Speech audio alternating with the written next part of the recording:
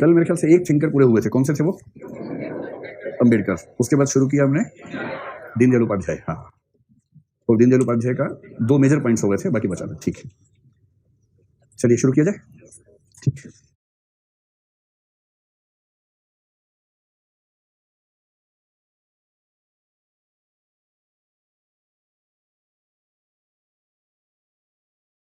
तो कल जो बात हुई थी उसमें ये था कि इनका सामान्य परिचय, कौन थे, कहाँ से थे, क्या बैकग्राउंड है, किस संगठन में काम किया, कितने समय काम किया, यहाँ तक कि कैसे मौत हुई, वो सब जो केवल जिज्ञासा के लिए होता है। फिर जब उनके दर्शन पे आए, उससे पहले कुछ बुक्स का नाम लिया था इनका हमने, ऐसे प्रभाव कि किससे प्रभाव है। और जब इनके दर्शन पर बात शुरू हुई तो हमने 2 बेसिक पॉइंट्स डिस्कस किए थे। मतलब अगर उस पॉइंट को मैं छोड़ दूं कि इंटीग्रल क्या है और ह्यूमनिज्म क्या है, तो अगर सारा ही करना तो हम कहेंगे कि पहला पॉइंट ये था कि ह्यूमनिज्म है, या पहला पॉइंट इंटीग्रल था। वो छोड़ना, तार्किक क्रम में पहला क्या होना चाहिए? ह्यूमनिज्म। वो ह्यूमनिज्म जो इंटीग्रल है, इसलिए सबसे पहले क्या है कि ये विचार एक मानववाद है या मानवतावाद है, यानी कि ह्यूमनिज्म है। और फिर सेकंड वर्ड जो हमने डिस्कस कर लिया था वो था इंटीग्रल। इंटीग्रल के लिए हिंदी में ये लोग क्या यूज करते हैं? एकात्म। तो एकात्म में क्या क्या सेंस है वो हमने देख ली थी उस समय। क्या क्या सेंस है, किस किस चीज को जोड़ता है? एक तो जोड़ता है व्यक्ति और समाज को, एक जोड़ता है भौतिक और आध्यात्मिक पक्षों को, और एक व्यक्ति के भीतर के जो फिजिकल है, साइकोलॉजिकल है, और जो सोल के बारे में है। तो देह मन आत्मा, यानी कि शारीरिक, मानसिक और आत्मिक पक्षों को जोड़ने वाला, इस वजह से इसका नाम है एकांत या एकात्म मानववाद। जहां से असली दर्शन शुरू हुआ था, कोर फिलोसफी इनकी, उसमें सबसे पहला पॉइंट था जिसको हमने साव्यवाद या अंगिकतावाद शब्द दिया था, और उसके लिए अंग्रेजी में क्या शब्द था? ऑर्गेनिसिज्म। ऑर्गेनिसिज्म पर आधारित दर्शन है, और ये विचारधारा पर बहुत यूनिक नहीं है, बहुत लोग मानते हैं इसको। ऑर्गेनिसिज्म की बात करने के बाद हमने कहा था कि दूसरा महत्वपूर्ण कंसेप्ट है चिति। चिति, और चिति का मतलब है कि हर समाज का, हर देश का, हर राष्ट्र का एक स्वभाव होता है, और उस स्वभाव के अनुसार सब चीजें तो अच्छी लगती हैं। जैसे कल को आप में से कुछ लोगों का स्वभाव ऐसा नहीं होगा कि वो आईपीएस बने, मतलब पुलिस वाले बने। अगर आपका स्वभाव ऐसा है ही नहीं पुलिस टाइप का, पुलिस वाला स्वभाव कैसा होता है कि आप 24 घंटे चौकन्ने होकर रह सके, किसी भी समय कोई खबर आई तुरंत उठे भागे, मतलब रिस्पॉन्स टाइम बहुत कम है आपका, तुरंत आपको काम करते हैं, एक्टिव बहुत ज्यादा है। दूर दूर जाना हो, थोड़ा हमला करने की गुंजाइश हो तो ना डरें, हमला होने का खतरा हो तो ना डरें, गोलियां जिसको बहती हुई दिखें, रिमझिम गोली बरसती हुई दिखें, जिसका टेम्परामेंट इस तरह का है ना, वो आदमी पुलिस में जाए तो ठीक लगता है, सेना में जाए ठीक लगता है। अब टेम्परामेंट है कवि वाला, कालिदास टाइप का, और बन गए सेनापति, सैनिक बन गए या पुलिस वाले बन गए, तो वो आप स्वभाव के हिसाब से कार्य चुनेंगे या कार्य के हिसाब से स्वभाव बनाएंगे अपना? स्वभाव के हिसाब से कार्य होना चाहिए। और वही व्यक्ति अंततः, इसलिए कहते हैं कि स्वभाव, आपको ध्यान है एप्टीट्यूड एटीट्यूड दो चीजें एक बार की थी। सबसे अच्छे व्यक्ति वो हैं, सफल व्यक्ति वो हैं जिनके दोनों मैच करते हैं। यहाँ एटीट्यूड का मतलब स्वभाव से है इस कंटेक्स्ट में। तो ये कह रहे हैं कि देश का भी एक स्वभाव है, राष्ट्र का एक स्वभाव है, और राष्ट्र के स्वभाव के अनुसार संस्थाओं का निर्माण होना चाहिए। जब ये बात कह दी तो उसके बाद प्रश्न है कि जो संस्थाएं हैं, नंबर 5 पर जैसे हम लेते हैं राजनीतिक पक्ष कैसा होना चाहिए, और नंबर 6 पर देख लेंगे आर्थिक पक्ष कैसा होना चाहिए, और थोड़ा सा सामाजिक पक्ष ले लेंगे नंबर 7 पर। इन 3 में 2-3 बातें आपको पता रहेंगी तो आप दीनदयाल उपाध्याय पे पूरा निबंध लिखने की स्थिति में रहेंगे। आपको तो 100-150 शब्द ही लिखने हैं, ठीक है। तो जहां तक राजनीतिक पक्ष की बात है, दीनदयाल उपाध्याय कुछ चीजों का करते हैं खंडन, इसको बोलेंगे खंडन पक्ष। और खंडन का विपरीत क्या होता है? मंडन या स्थापना पक्ष। तो किन विचारों का खंडन करते हैं, किन विचारों की स्थापना करते हैं, ये 2 बातें स्पष्ट रहेंगी तो बात क्लियर रहेगी एकदम। वो पॉलिटिक्स में खंडन करते हैं पश्चिम की डेमोक्रेसी का। डेमोक्रेसी, देखिए डेमोक्रेसी जो चीज है, अगर डेमोक्रेसी से पहले कुछ ना लिखा हो तो उसको बोलते हैं लिबरल डेमोक्रेसी। लिबरल डेमोक्रेसी, उदार लोकतंत्र। उदार लोकतंत्र इसलिए कहते हैं क्योंकि लोकतंत्र का विचार पहली बार उदारवादियों ने दिया था। उदारवाद शब्द से अब आप वाकिफ हैं, बहुत चिंता नहीं होती होगी आपको, है ना, जिसमें जॉन लॉक और एडम स्मिथ वो लोग शुरुआती लोग थे। फिर आ गए थे जेएस मिल जैसे लोग, लास्की जैसे लोग आ गए थे। फिर नव उदारवाद में नॉजिक, फ्रीडमैन, ये सब लोग थे। और फिर समतावाद में जॉन रॉल्स और सीबी मैकफरसन जैसे लोग थे। ये सब जो मैंने बोला मैंने रिवाइज किया है, आपको ध्यान है सब बातें, आपको भी याद है ना? हाँ ठीक है। उस पूरे संप्रदाय का नाम है उदारवाद, लिबरलिज्म। और लिबरलिज्म व्यक्ति की लिबर्टी यानी स्वतंत्रता पर सबसे ज्यादा बल देने वाला दर्शन है। तो पहली बार डेमोक्रेसी का कंसेप्ट लिबरलिज्म के भीतर से आया। जैसे जेएस मिल ने तो रिप्रेजेंटेटिव सिस्टम की वकालत की, किंतु शुद्ध लोकतंत्र की बात नहीं की, पूरे लोकतंत्र की बात नहीं की, सीमित सेंस में उसका प्रयोग करने की वकालत की। और लोकतंत्र क्यों आया, अगर थोड़ा सा इतिहास समझें। उदारवाद पूंजीवाद का समर्थक था। पूंजीवाद ने मजदूरों की जिंदगी खतरे में डाल दी थी, क्योंकि सीधा था डिमांड सप्लाई। भाई हमें 4 आदमी काम करने के लिए चाहिए, 500 लोग फ्री हैं, बेरोजगार हैं, हम अपनी शर्तों पर काम करवाएंगे ना। उन शर्तों में ये भी लिख देंगे कि अगर आपका मशीन में हाथ आ गया, पैर आ गया, गर्दन आ गई तो हम जिम्मेदार नहीं है, आप जिम्मेदार हो। लोग काम करते थे। जब धीरे धीरे मजदूरों की जिंदगी खराब होने लगी, उनका आक्रोश भड़कने लगा, तो पूंजीवाद और उदारवाद को लगा कि अब हम कैसे मैनेज करें। क्रांति होने लगी थी, और जब 1840s में क्रांतियां होनी शुरू हुई, 1844, 1848 में क्रांतियां हुई यूरोप में छोटी छोटी, और उसी समय, ठीक उसी समय J.S. मिल चिंतन कर रहा था, इंग्लैंड में था वो भी उस समय। इसलिए उसने 1850s में जो लिखा, उसमें उसके विचार बदलने शुरू हो गए। और तब उदारवादियों को लगा कि मजदूरों को कुछ झुंझुना देना बहुत जरूरी है। रोते हुए बच्चे को खाना ना हो तो कम से कम झुंझुना दीजिए, ऐसे बजाइए, कम से कम शांत होगा। तो उदार लोकतंत्र उदारवाद की तरफ से विकसित हुआ झुंझुना है जो मजदूरों को दिया गया। उनसे कहा कि यार तुम हिंसक क्रांति मत करो, क्रांति करोगे चोट लगेगी, मर जाओगे, तुम्हारे बच्चे बेघर अनाथ हो जाएंगे, पुलिस तो हमारे साथ ही है, तुम कैसे मैनेज करोगे? एक काम करो, लोकतंत्र खेलते हैं, ठीक है, सिस्टम बनाते हैं जिसमें सत्ता में जाने का रास्ता है चुनाव।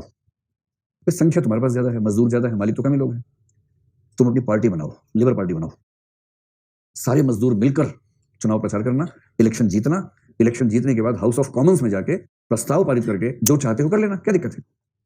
कि जो तुम हिंसक क्रांति से करना चाह रहे हो वो तो संसद के रास्ते से भी हो सकता है, और संसद में जाने का रास्ता अगर लोकतंत्र हो जाए, इलेक्शन हो जाए, संख्या तुम्हारे पास ही ज्यादा है।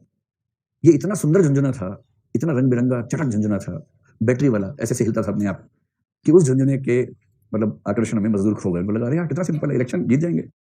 तब उनको ये समझ में नहीं आया कि इलेक्शन में दरअसल वो जीतेगा जिसके पास पैसा ज्यादा होगा, और कोई सच में मजदूर खड़ा हो जाएगा तो मजदूर को ही खरीद लेंगे अमीर लोग, या तो इलेक्शन से पहले खरीद लेंगे या इलेक्शन के बाद खरीद लेंगे। ये समझ में नहीं आया था उस समय, और इसलिए पॉलिटिकल फिलोसफी में कॉन्ट्रडिक्शन माना जाता है कि उदार लोकतंत्र के लोग जो राज्य की शक्तियां कम करना चाहते हैं, उन्होंने लोकतंत्र का विचार क्यों पैदा किया? इसलिए पैदा किया कि जो क्रांतियां उनके खिलाफ होने लगी थी, उन क्रांतियों से बचने के लिए एक झुंझुना पैदा करना जरूरी हो गया था। और इसलिए 19वीं सेंचुरी में लोकतंत्र का विचार जो विकसित हुआ वो उदारवाद की कोख से हुआ। और उदारवादी लोकतंत्र कैसा होता है? जैसे भारत में होता है। भारत का लोकतंत्र समाजवादी भी कहते हैं, कुछ लोग उदारवादी भी कहते हैं। उदारवादी है प्रोसीजर्स में हमारे यहाँ, समाजवादी है लोकतंत्र के उद्देश्यों के सेंस में कि हम वितरणमूलक न्याय सुनिश्चित करेंगे, ये उद्देश्य समाजवादी है। किंतु जो लोकतंत्र के प्रोसीजर्स हैं, एक चुनाव आयोग होगा, विभिन्न दल होंगे, इंडिपेंडेंट लोग भी खड़े हो सकते हैं, और चुनाव प्रचार के लिए सबको छूट मिलेगी, निष्पक्ष तरीके से वोटिंग होगी, वोटिंग ठीक से हो, राज्य व्यवस्था करेगा, ये पूरा जो मैकेनिज्म है इसको बोलते हैं उदार लोकतंत्र की प्रणाली।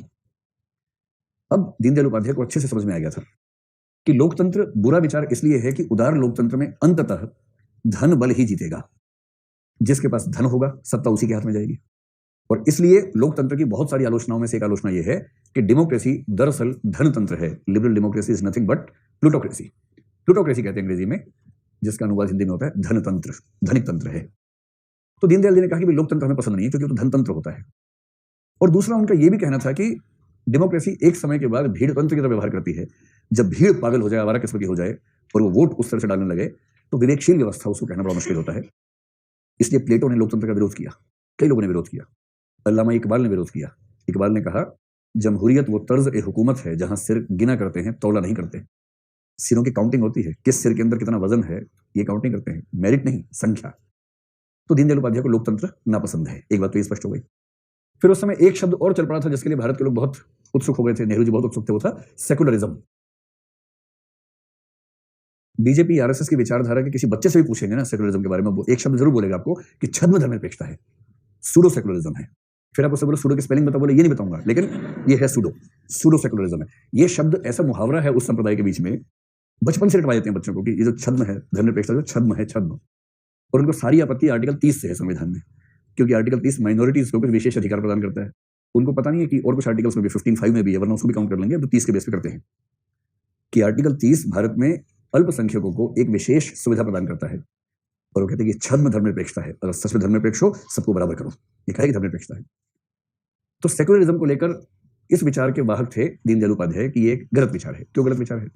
सीधी सी बात है, ये कहते हैं कि भारत का जो राष्ट्रीय स्वभाव है, यानी जो भारत की चिति है स्वभाव, भारतीय समाज अपने स्वभाव में आध्यात्मिक है या इहलौकिक है? आध्यात्मिक है। तो भारतीय समाज का स्वभाव आध्यात्मिक और धार्मिक है। और यदि समाज का स्वभाव आध्यात्मिक और धार्मिक किस्म का हो और उसे आप सिखा रहे हैं धर्मनिरपेक्षता, तो आप क्या कर रहे हैं कि पश्चिम से लिए हुए एक विचार को हमारे स्वभाव के विरुद्ध हम पर थोप रहे हैं, और जो स्वभाव के विरुद्ध है वो गलत है, चाहे कोई भी सिस्टम हो। इसलिए वो कहते हैं कि सेकुलरिज्म एक बुरी धारणा है, गलत धारणा है, जो भारतीय समाज के लिए इनएप्रोप्रिएट है, उसे उचित नहीं मानेंगे।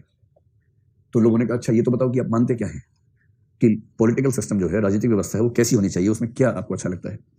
इन्होंने मुख्य रूप से जो महात्मा गांधी का स्वराज था उसके जैसी धारणा का समर्थन किया कि हम चाहते हैं कि स्वराज जैसी व्यवस्था हो, और इसका मतलब है जनता अपने हिसाब से शासन चला सके, अपने सांस्कृतिक मुहावरों के हिसाब से, अपने विवेक के हिसाब से शासन चला सके। आप ये बताएं कि आपने कभी पार्टी के अंदर के इलेक्शन देखे हैं? किसी पार्टी के अंदर इलेक्शन कैसे होते हैं? बाहर कैसे होते हैं? तो आप देखा ही है कि इलेक्शन होता है, उसके पहले बाद में सब क्या होता है सब पता ही है आपको। एक अच्छे लोकतंत्र में पार्टीज के अंदर भी तो इलेक्शन होते हैं, वो तो जरूरी है, होना भी चाहिए। आप देखेंगे भारत की लगभग हर पार्टी के अंदर राजतंत्र चलता है। जैसे कल्पना कीजिए कि समाजवादी पार्टी में नया अध्यक्ष चुनाव है, उसमें एक ही व्यक्ति खड़ा होगा, सब उसी का समर्थन करेंगे। वो व्यक्ति कौन होगा? पापा या बेटा? नंबर 2 पे खान साहब को लेंगे, मैनेज कर लेंगे सारा मिला के। और इस प्रकार मैं ऐसा नहीं कि समाजवादी पार्टी से मुझे कोई विरोध है, कोई भी पार्टी आप काउंट कर लीजिए, इस मामले में हर मामले में क्या होगा, कोशिश की जाएगी कि पार्टी के अंदर इलेक्शन ना हो। अगर आप भाजपा का कार्य करने का स्टाइल देखेंगे, आरएसएस भाजपा दोनों, मैं इस संगठन का ठीक ठाक समय तक मेंबर रहा हूं, तो मुझे ठीक ठाक अंदाजा है। आप ये मत सोचने कि मैं ऐसी हवा में बात कर रहा हूं, मुझे पूरा आता है नमस्ते वाला सारा सुना सकता हूं, है ना। पूरा ठीक ठाक अभ्यास किया हुआ है, ऐसा थोड़ा है। तो उसमें क्या होता है, बीजेपी में जब इलेक्शन होते हैं वो कोशिश करते हैं कि इलेक्शन ना हो। ये बुरा नहीं है, ये विचार कहां से आ रहा है मैं आपको ये बताना चाह रहा हूं। और इलेक्शन कुछ मामलों में सचमुच बुरी व्यवस्था है। इसको देखना हो तो गांव के पंचायत के चुनाव में देखिए आप। अगर आप ग्रामीण क्षेत्र से जुड़े हो और वहां पंचायत का चुनाव हो और पंचायत के चुनाव में 2 लोग खड़े हो गए हैं, अच्छा, इन लोगों में इतना विवेक आमतौर पर नहीं होता कि वो पर्सनल और पॉलिटिकल में अंतर कर सके। वो दोनों चीजें आपस में गड़बड़ हो जाती है। पॉलिटिकल फाइट कब पर्सनल फाइट बन जाती है समझ में नहीं आता है, और पर्सनल फाइट फिर खानदानी फाइट बन जाती है। फिर जीतने के लिए हर तरह के हथकंडे, दूसरे व्यक्ति के परिवार पे हमला, उसकी छवि पे हमला, सब कुछ होता है। इलेक्शन जो भी जीते, दुश्मनी स्थायी हो जाती है। एक्स जीतेगा तो वाई को रोजगार मिल गया 5 साल के लिए, कि 5 साल तक इसको तबाह करना है, लगातार बर्बाद कर देना है इसको। वाई जीता तो एक्स को रोजगार मिल गया। और इस प्रकार की दुश्मनियां ऐसी पैदा होती है कि इस दुश्मनी के चक्कर में कई अच्छे कदम उठाना संभव नहीं रहता जो सत्ता में हो उसके लिए। तो कुछ लोग कहते हैं कि इलेक्शन अगर इतनी एनमिटी बो देगा, इतनी शत्रुता पैदा कर देगा, तो इलेक्शन का फायदा क्या होगा, स्पेशली छोटे एरिया में। लोकसभा क्षेत्र है तो ये फर्क नहीं पड़ता इस बात से कि आप, क्योंकि आप भी एमपी को नहीं जानते, मैं भी नहीं जानता, तो झगड़ा ही नहीं आपस में। पर पंचायत में क्या है कि जो आदमी खड़ा है सब जानते हैं उसको पर्सनली, और सबको पता है कि ये किसकी तरफ है, वो किसकी तरफ है। पूरा समाज बढ़ जाता है 2 हिस्सों में, 3 हिस्सों में। और उसके बाद एक इलेक्शन के चक्कर में पूरे समाज के बीच की खाई को पाटना संभव नहीं रहता। तो इनका कहना था कि पॉलिटिक्स बाय कंसेंट, सहमति पार्टी की हुई राजनीति अच्छी होती है। सहमति पार्टी की, कंसेंसुअल पॉलिटिक्स या पॉलिटिक्स ऑफ कंसेंट, सहमति पार्टी की राजनीति बेहतर है। इसका मतलब यह हुआ कि कोशिश करनी चाहिए कि इलेक्शन में सर्वसम्मति से प्रतिनिधि चुना जाए। और इसलिए आप अगर बीजेपी के इलेक्शन देखेंगे, आमतौर पर सभी पार्टीज में ऐसा होता है, केवल बीजेपी की बात नहीं है, पर क्योंकि ये बीजेपी के व्यक्ति हैं इसलिए मैं उस पार्टी का जिक्र कर रहा हूं। जैसे अभी बीजेपी अध्यक्ष चुनाव हुआ, नड्डा जो राष्ट्र उसके अध्यक्ष बन गए हैं, प्रमुख बन गए हैं। चुनाव कैसे हुआ, कितने लोग खड़े हुए चुनाव में? पहले फैसला होता है, फिर इलेक्शन होता है। सब लोग मिलते हैं, बैठते हैं, सबको अच्छे से पता किसकी चल रही है इस समय। इस समय 2 ही बंधु हैं जिनकी चल रही है। दोनों ने मिलकर तय किया है कि मैं तो प्रधानमंत्री हूं, मैं बीजेपी अध्यक्ष हो नहीं सकता, क्योंकि एक व्यक्ति एक पद का सिद्धांत चलता है। ये अच्छी बात है बीजेपी में कि एक व्यक्ति एक पद का सिद्धांत चलता है, बाकी में सिद्धांत चेंज होते रहते हैं अपने हिसाब से। मैं तो बन नहीं सकता, तो अमित तू बन जा अध्यक्ष। अमित बन गया, लेकिन पार्टी का संविधान कहता है कोई व्यक्ति लगातार 2 से ज्यादा टर्म के लिए बन नहीं सकता है।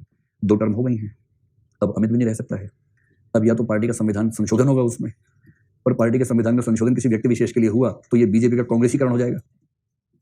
कांग्रेस से लड़ते लड़ते कांग्रेस नहीं हो जाना है, ये भी ध्यान रखना है। तो एक तीसरा व्यक्ति चाहिए ही चाहिए, वरना 2 से काम चल रहा था देश का। लेकिन इस वजह से तीसरा व्यक्ति चाहिए। तीसरा व्यक्ति कौन होगा? आडवाणी जी नहीं हो सकता, सवाल ही पैदा नहीं होता। जो व्यक्ति कंपटीशन दे सकता है वो तो होगा नहीं, सीधी सी बात है। कौन होगा? जो सबसे प्रिय, विश्वास पात्र, सखा, यानी इनका जो मनमोहन सिंह होगा वो आएगा। उनका मनमोहन सिंह अलग है, इनका मनमोहन सिंह अलग है। मनमोहन सिंह व्यक्ति का नाम नहीं है, प्रवृत्ति का नाम है। जैसे अरविंद केजरीवाल का मनमोहन सिंह कौन है? मनीष सिसोदिया है। मनमोहन सिंह वो व्यक्ति है जो योग्य है, विनम्र है, काम संभाल लेगा और विद्रोह कभी नहीं करेगा। और ये जो अंत में बताया वो नंबर 1 पे है, सबसे बड़ा गुण वही है। तो ऐसा व्यक्ति जब ढूंढा, मासूम व्यक्ति, तो जेपी नड्डा नाम का व्यक्ति मिला। उससे कहा कि आप भाजपा के अध्यक्ष होंगे। उसने कहा मैं? बोले हाँ, भरोसा करो तुम ही बनोगे अध्यक्ष। क्यों बनोगे मत पूछना, लेकिन बनोगे, तुम बहुत योग्य आदमी हो, तुम ही बनोगे। और वो अध्यक्ष बन गए। ट्रांजिशन स्मूथ रखने के लिए क्या किया कि पहले 6 महीने कार्यकारी अध्यक्ष ऐसे ऐसे करेंगे और फिर उसको बना देंगे। कोई इलेक्शन नहीं, पार्टी की बैठक हुई।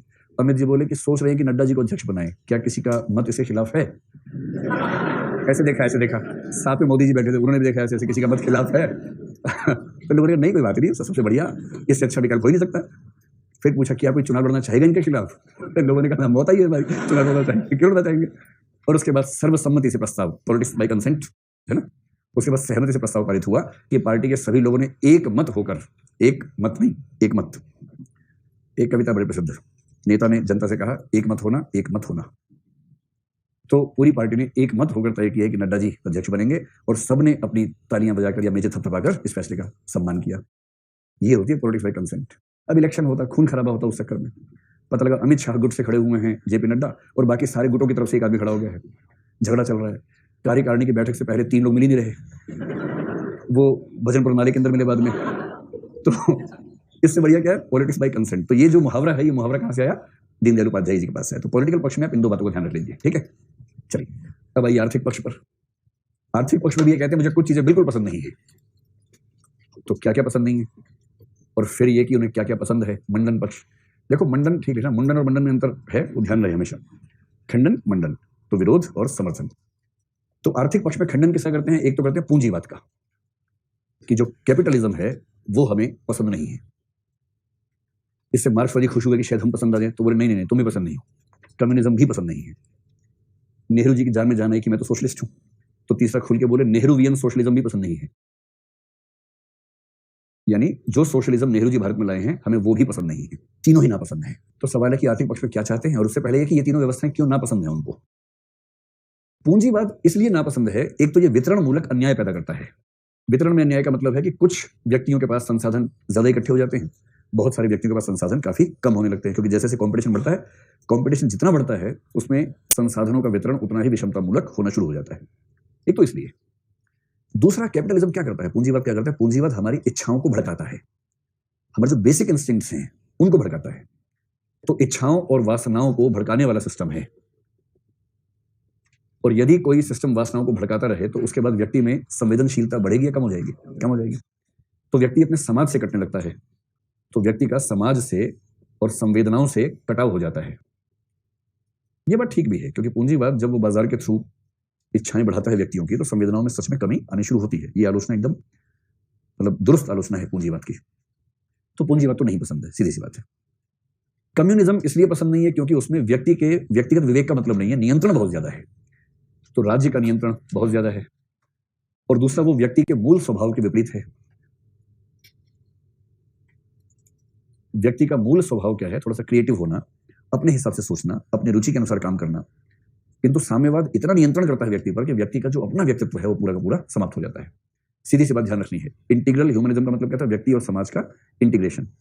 पूंजीवाद केवल व्यक्ति पर ध्यान देता है, साम्यवाद केवल समाज पर ध्यान देता है। और जो केवल व्यक्ति पर ध्यान देगा या केवल समाज पर ध्यान देगा, उसमें इंटीग्रेशन ठीक से हो नहीं पाएगा, इसलिए उनको साम्यवाद भी नापसंद है। नेहरूवियन सोशलिज्म भी उनको नापसंद है, क्योंकि एक तो ये औद्योगिकरण को बहुत बढ़ावा देता है, और इनका मानना था कि हमें अपनी अर्थव्यवस्था ग्रामीण तर्ज पर विकसित करनी चाहिए, ना कि बहुत बड़े उद्योग धंधों पर टिकानी चाहिए। तो नेहरूवियन सोशलिज्म में औद्योगिकरण है, और इस वजह से ये भी कुल मिला के उन स्थितियों की ओर ले जाएगा जिन स्थितियों की ओर हमें साम्यवाद ले जाता, या इच्छाओं भड़काने की बात आएगी तो जहां पूंजीवाद लेके जाएगा। इसलिए इनको ये भी पसंद नहीं है। तो लोगों ने कहा बताओ क्या पसंद है आपको? तो इन्होंने कहा मुझे पसंद है सबसे पहली बात ग्राम आधारित अर्थव्यवस्था। दूसरी बात मुझे पसंद है स्वावलंबन, यानी स्वावलंबी गांव होने चाहिए। जो गांधी जी ने कहा था हिंद स्वराज में, लगभग वही इनका इकोनॉमिक थॉट है। इकोनॉमिक थॉट के मामले में कुछ बहुत नया नहीं है। स्वावलंबन हो, ग्रामीण अर्थव्यवस्था हो। तीसरी बात स्वदेशी का समर्थन इन्होंने काफी किया। उसके बाद से आरएसएस का एक सहयोगी संगठन था स्वदेशी जागरण मंच, आपने नाम सुना होगा।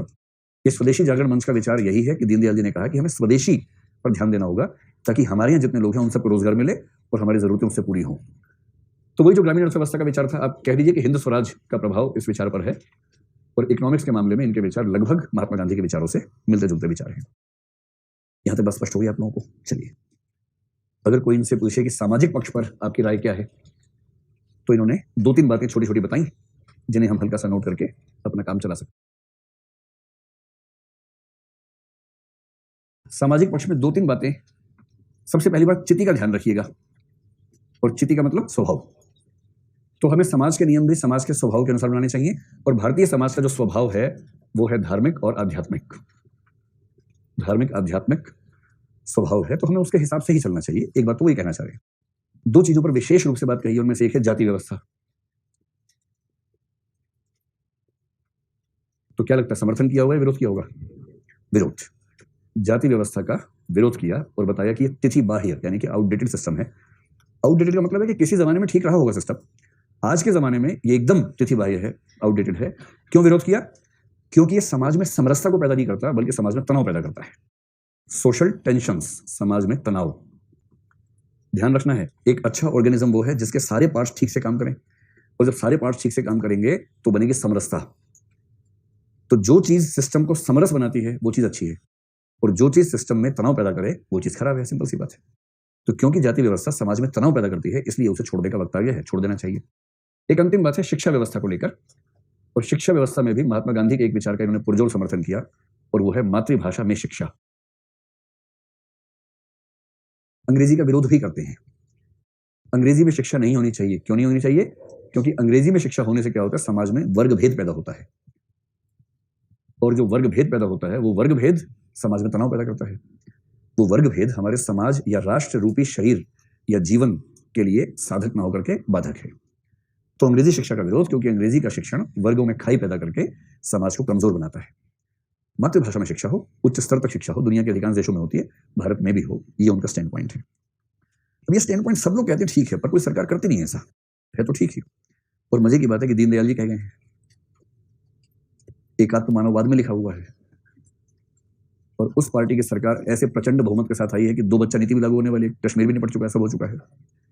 तो देखिए 4 साल में क्या पता कुछ ऐसा हो ही जाए, एक एक्ट नहीं तो अध्यादेश आ जाए कि अंग्रेजी बोलने पर 25 करोड़ लगाए जाएंगे। ऐसा कुछ हो जाए, ऐसा कुछ हो सकता है। और हिंदी में नमस्ते कहने पर आपके खाते में 10 रुपए एक्स्ट्रा पहुंचेंगे जनधन योजना के तहत, क्योंकि आपने हिंदी भाषा में नमस्ते कहा है। चलिए, कोरोना वायरस के प्रभाव से एक मैसेज चल रहा है आजकल की सबसे अच्छी दुनिया में भारत की नमस्ते है। बाकी देश क्या करते हैं, या तो हाथ मिलाते हैं, या गले मिल लिए, या कुछ और हरकतें करते हैं। तो उसमें एक चित्र बना के आया हुआ है, इस हरकत से इतने बैक्टीरिया ट्रांसफर हो जाते हैं, उस हरकत से इतने होते हैं, हाथ मिलाने से इतने होते हैं। सबसे अच्छा नमस्ते। सारे बैक्टीरिया अपने पास रह गए, उसके बैक्टीरिया उसके पास रह गए, तो आदान प्रदान हुआ ही नहीं, है ना। तो एकदम ध्यान रखना है, भारतीय स्वभाव है नमस्ते, नमस्ते, उससे बना नमस्ते। चलिए, इसी के साथ दीनदयाल उपाध्याय जी, मतलब उनका टॉपिक पूरा हुआ, जितना हमें पढ़ना था उनके बारे में वो समाप्त हो गया। कोई जिज्ञासा तो नहीं होगी आप लोगों को, आप तो चाह रहे कि बस खत्म हो किसी तरह से, क्या जिज्ञासा होगी। इसके बाद एक व्यक्ति है, उनका नाम है श्री अरविंद। अरविंद को पढ़ना है ना आप लोगों को, तो आप क्या करते हैं? देखो, ये कह रहे हैं कि धर्मनिरपेक्ष पंथ निरपेक्ष पे क्या विचार है दीनदयाल जी का। जो आरएसएस की पूरी लॉबी है धर्मनिरपेक्षता को लेकर, उसका मत बड़ा सिंपल सा है। वो कहते हैं कि धर्मनिरपेक्षता शब्द ही गलत है, क्योंकि धर्म का असली मतलब है कर्तव्य पालन, और धर्मनिरपेक्ष का मतलब व्यक्ति को अपने कर्तव्यों से निरपेक्ष हो जाना चाहिए।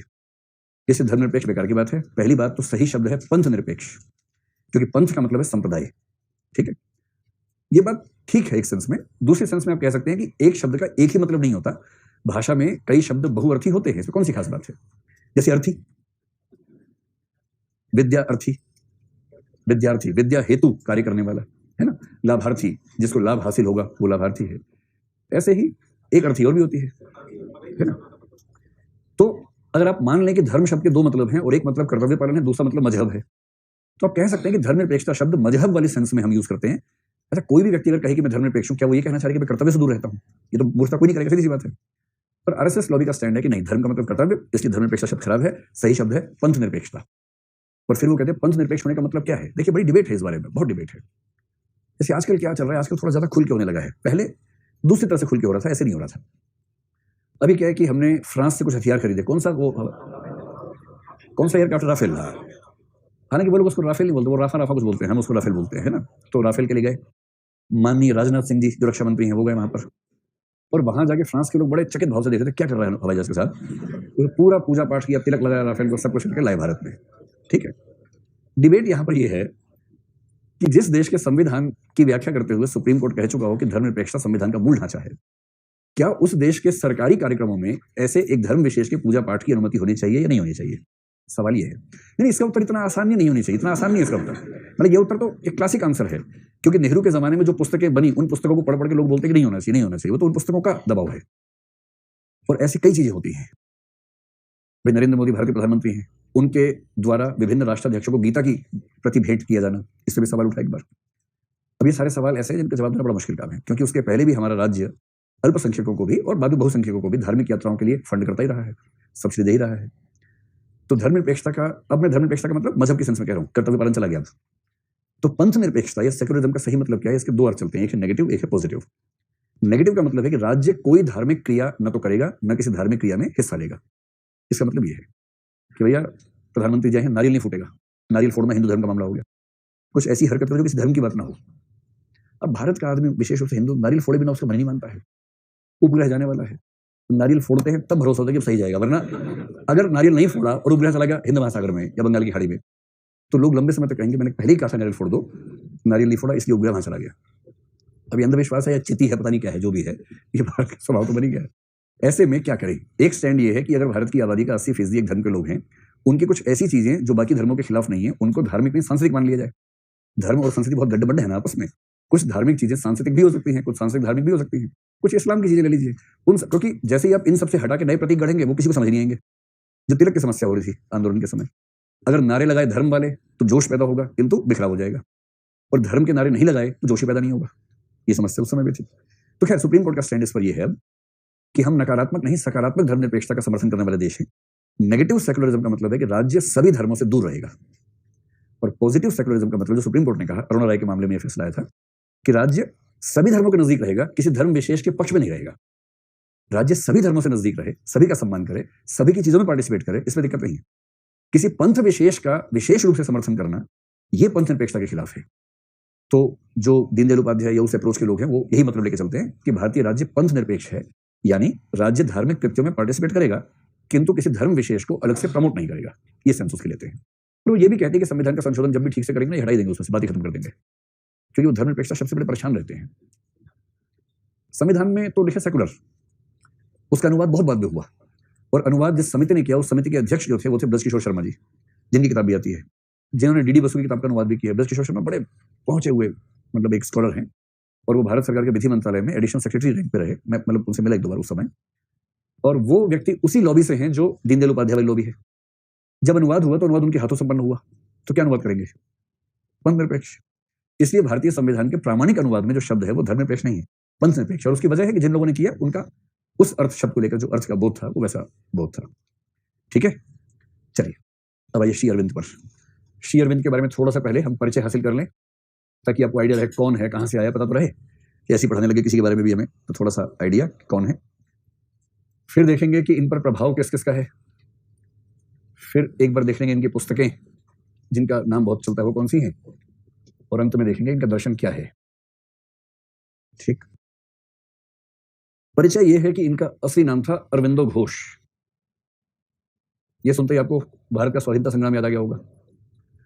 बंगाल में जब आप जाएं तो कुछ भी बोलते हुए ना हर चीज में ओ करना शुरू कर दें, हर की जगह। जैसे अगर मथुरा जाएं तो शब्द का जो अंतिम वर्ण है उसको ओ कर दीजिए, तो आप मथुरा के मान लिए जाएंगे। फिर कोई आपको विदेशी नहीं कहेगा वहां पर। बस चढ़ेगा को बोलना चढ़ेगो, उतरेगो, मरेगो, लुटेगो, पिटेगो, डूबेगो, खाओगो, पियोगो। अगर आप ऐसे बोलेंगे तो आपको मथुरा का स्थानीय निवासी मान लिया जाएगा। आप मथुरा के आसपास है क्या? इतनी खुश हो रही है? अच्छा, हाँ है ना, हाँ कितने खुश हो रहे हैं कुछ लोग। कितने लोग उस बेल्ट से, मथुरा के आसपास की बेल्ट से? हाँ, इसलिए आप लोग इतने खुश हो रहे हैं कि हमारी मिट्टी की सुगंध में आ गई है ना। अच्छा, ये तो पुरुषों को बोलते हैं पढ़ेगो, लड़कियों क्या बोलते हैं? पढ़ेगी। उसमें वो भाव नहीं आ रहा, लेकिन वो पुरुषों वाले भाव आता है, पढ़ेगो, चढ़ेगो, मरेगो, पिटेगो, लड़ेगो, जाओगो, खाओगो, पिएगो, वहां चलता है। अब अगर पहले लेटर से हर लेटर में ओ कर देंगे तो बंगाल के मान लिए जाएंगे। जैसे अरविंद नाम है बेचारे का, बोलते हैं और बिंदो, और बिंदो, तो वह ऐसे बोलते हैं। ठीक है, तो ये बंगाल की अपनी खास टोन है। कुछ लोग कहते हैं कि मुंह में रखो रसगुल्ला या मुंह में रखो बड़ा सा पान, फिर बोलो हिंदी, तो बांग्ला हो जाएगी उसके बाद। उसके बाद हिंदी होने लगती है बांग्ला। तो उस दौर में सारे विद्वान लोग बंगाल में पैदा हो रहे थे। अच्छा, उस दौर में सारे बंगाल में क्यों पैदा हो रहे थे? ईश्वर का भेदभाव था या बंगाल के समाज में बुद्धिमान होने के अवसर ज्यादा थे? है ना, बुद्धिमत्ता के विकास के अवसर थे। कई लोग इसी पे लड़ जाते, सारे बंगाल में क्यों पैदा हुए, उड़ीसा में क्यों नहीं पैदा हुए थोड़े से लोग? और कई लोग तो इसमें हो जाते कि सारे के सारे जितने महान लोग हैं वो सारे छुट्टी के दिन ही पैदा हुए थे।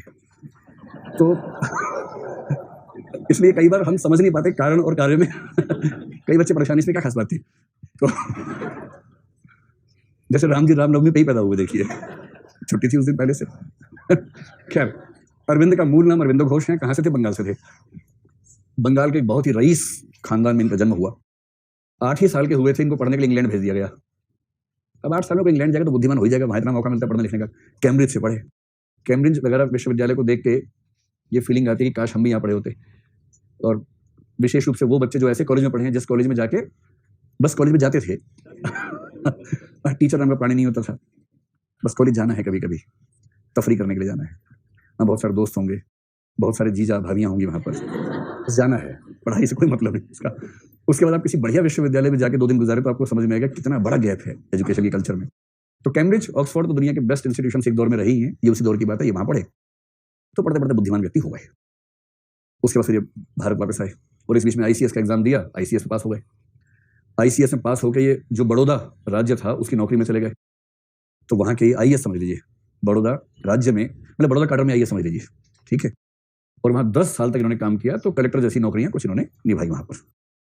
तब सोचिए कोई व्यक्ति पढ़ने में इतना अच्छा है, कैम्ब्रिज में पढ़ के आया है, फिर कलेक्टर हो गया है। बड़ौदा में 10 साल रहते रहते इनका पढ़ाई लिखाई में और इंटरेस्ट पैदा हो गया, दर्शन पढ़ने में, विशेष रूप से भारतीय दर्शन पढ़ने में बहुत इंटरेस्ट आ गया। और जैसे भारतीय दर्शन पढ़ना शुरू किया, इनको लगने लगा कि अब जाके जीवन का सार मेरे हाथ में लगा है। इनको ये फील होने लगा। फिर उस समय स्वाधीनता संग्राम शुरू ही हुआ था, इनको भी लोगों ने उकसाया कि भाई तुम इतने समझदार अच्छे हो व्यक्ति हो, तुम नहीं आओगे तो देश को कौन आगे बढ़ाएगा। तो ये भी कूद गए स्वाधीनता संग्राम में। और वो जो बंगाल विभाजन का दौर था उस समय, बंग भंग के समय एक्टिव हुए और 1908 में गिरफ्तारी हो गई। अच्छा, गिरफ्तारी के बाद चीजें अलग तरीके से समझ में आती है व्यक्ति को। गिरफ्तारी के पहले तो आजादी बढ़ी जाती है। अभी जो 4 मुजरिम हैं जिनको फांसी होने वाली है, उस समय जो हरकतें कर रहे थे, अब देखिए छटपटाहट कि किसी तरह से 2 दिन और खींच लें, 4 दिन और खींच लें, ये सब चल रहा है। जेल में होना मजाक छोड़ना है, सारी स्वाधीनताएं खत्म हो जाएं, कितना मुश्किल काम है। 1908 में गिरफ्तार हुए। कुछ बातें इतिहास पर्दा डाल के रखता है, तो मैं ही पर्दा में रखूंगा, ठीक है। 1910 में छूट गए। अब ये मत पूछना क्यों छूट गए, क्योंकि अपराध साबित नहीं हो पाया।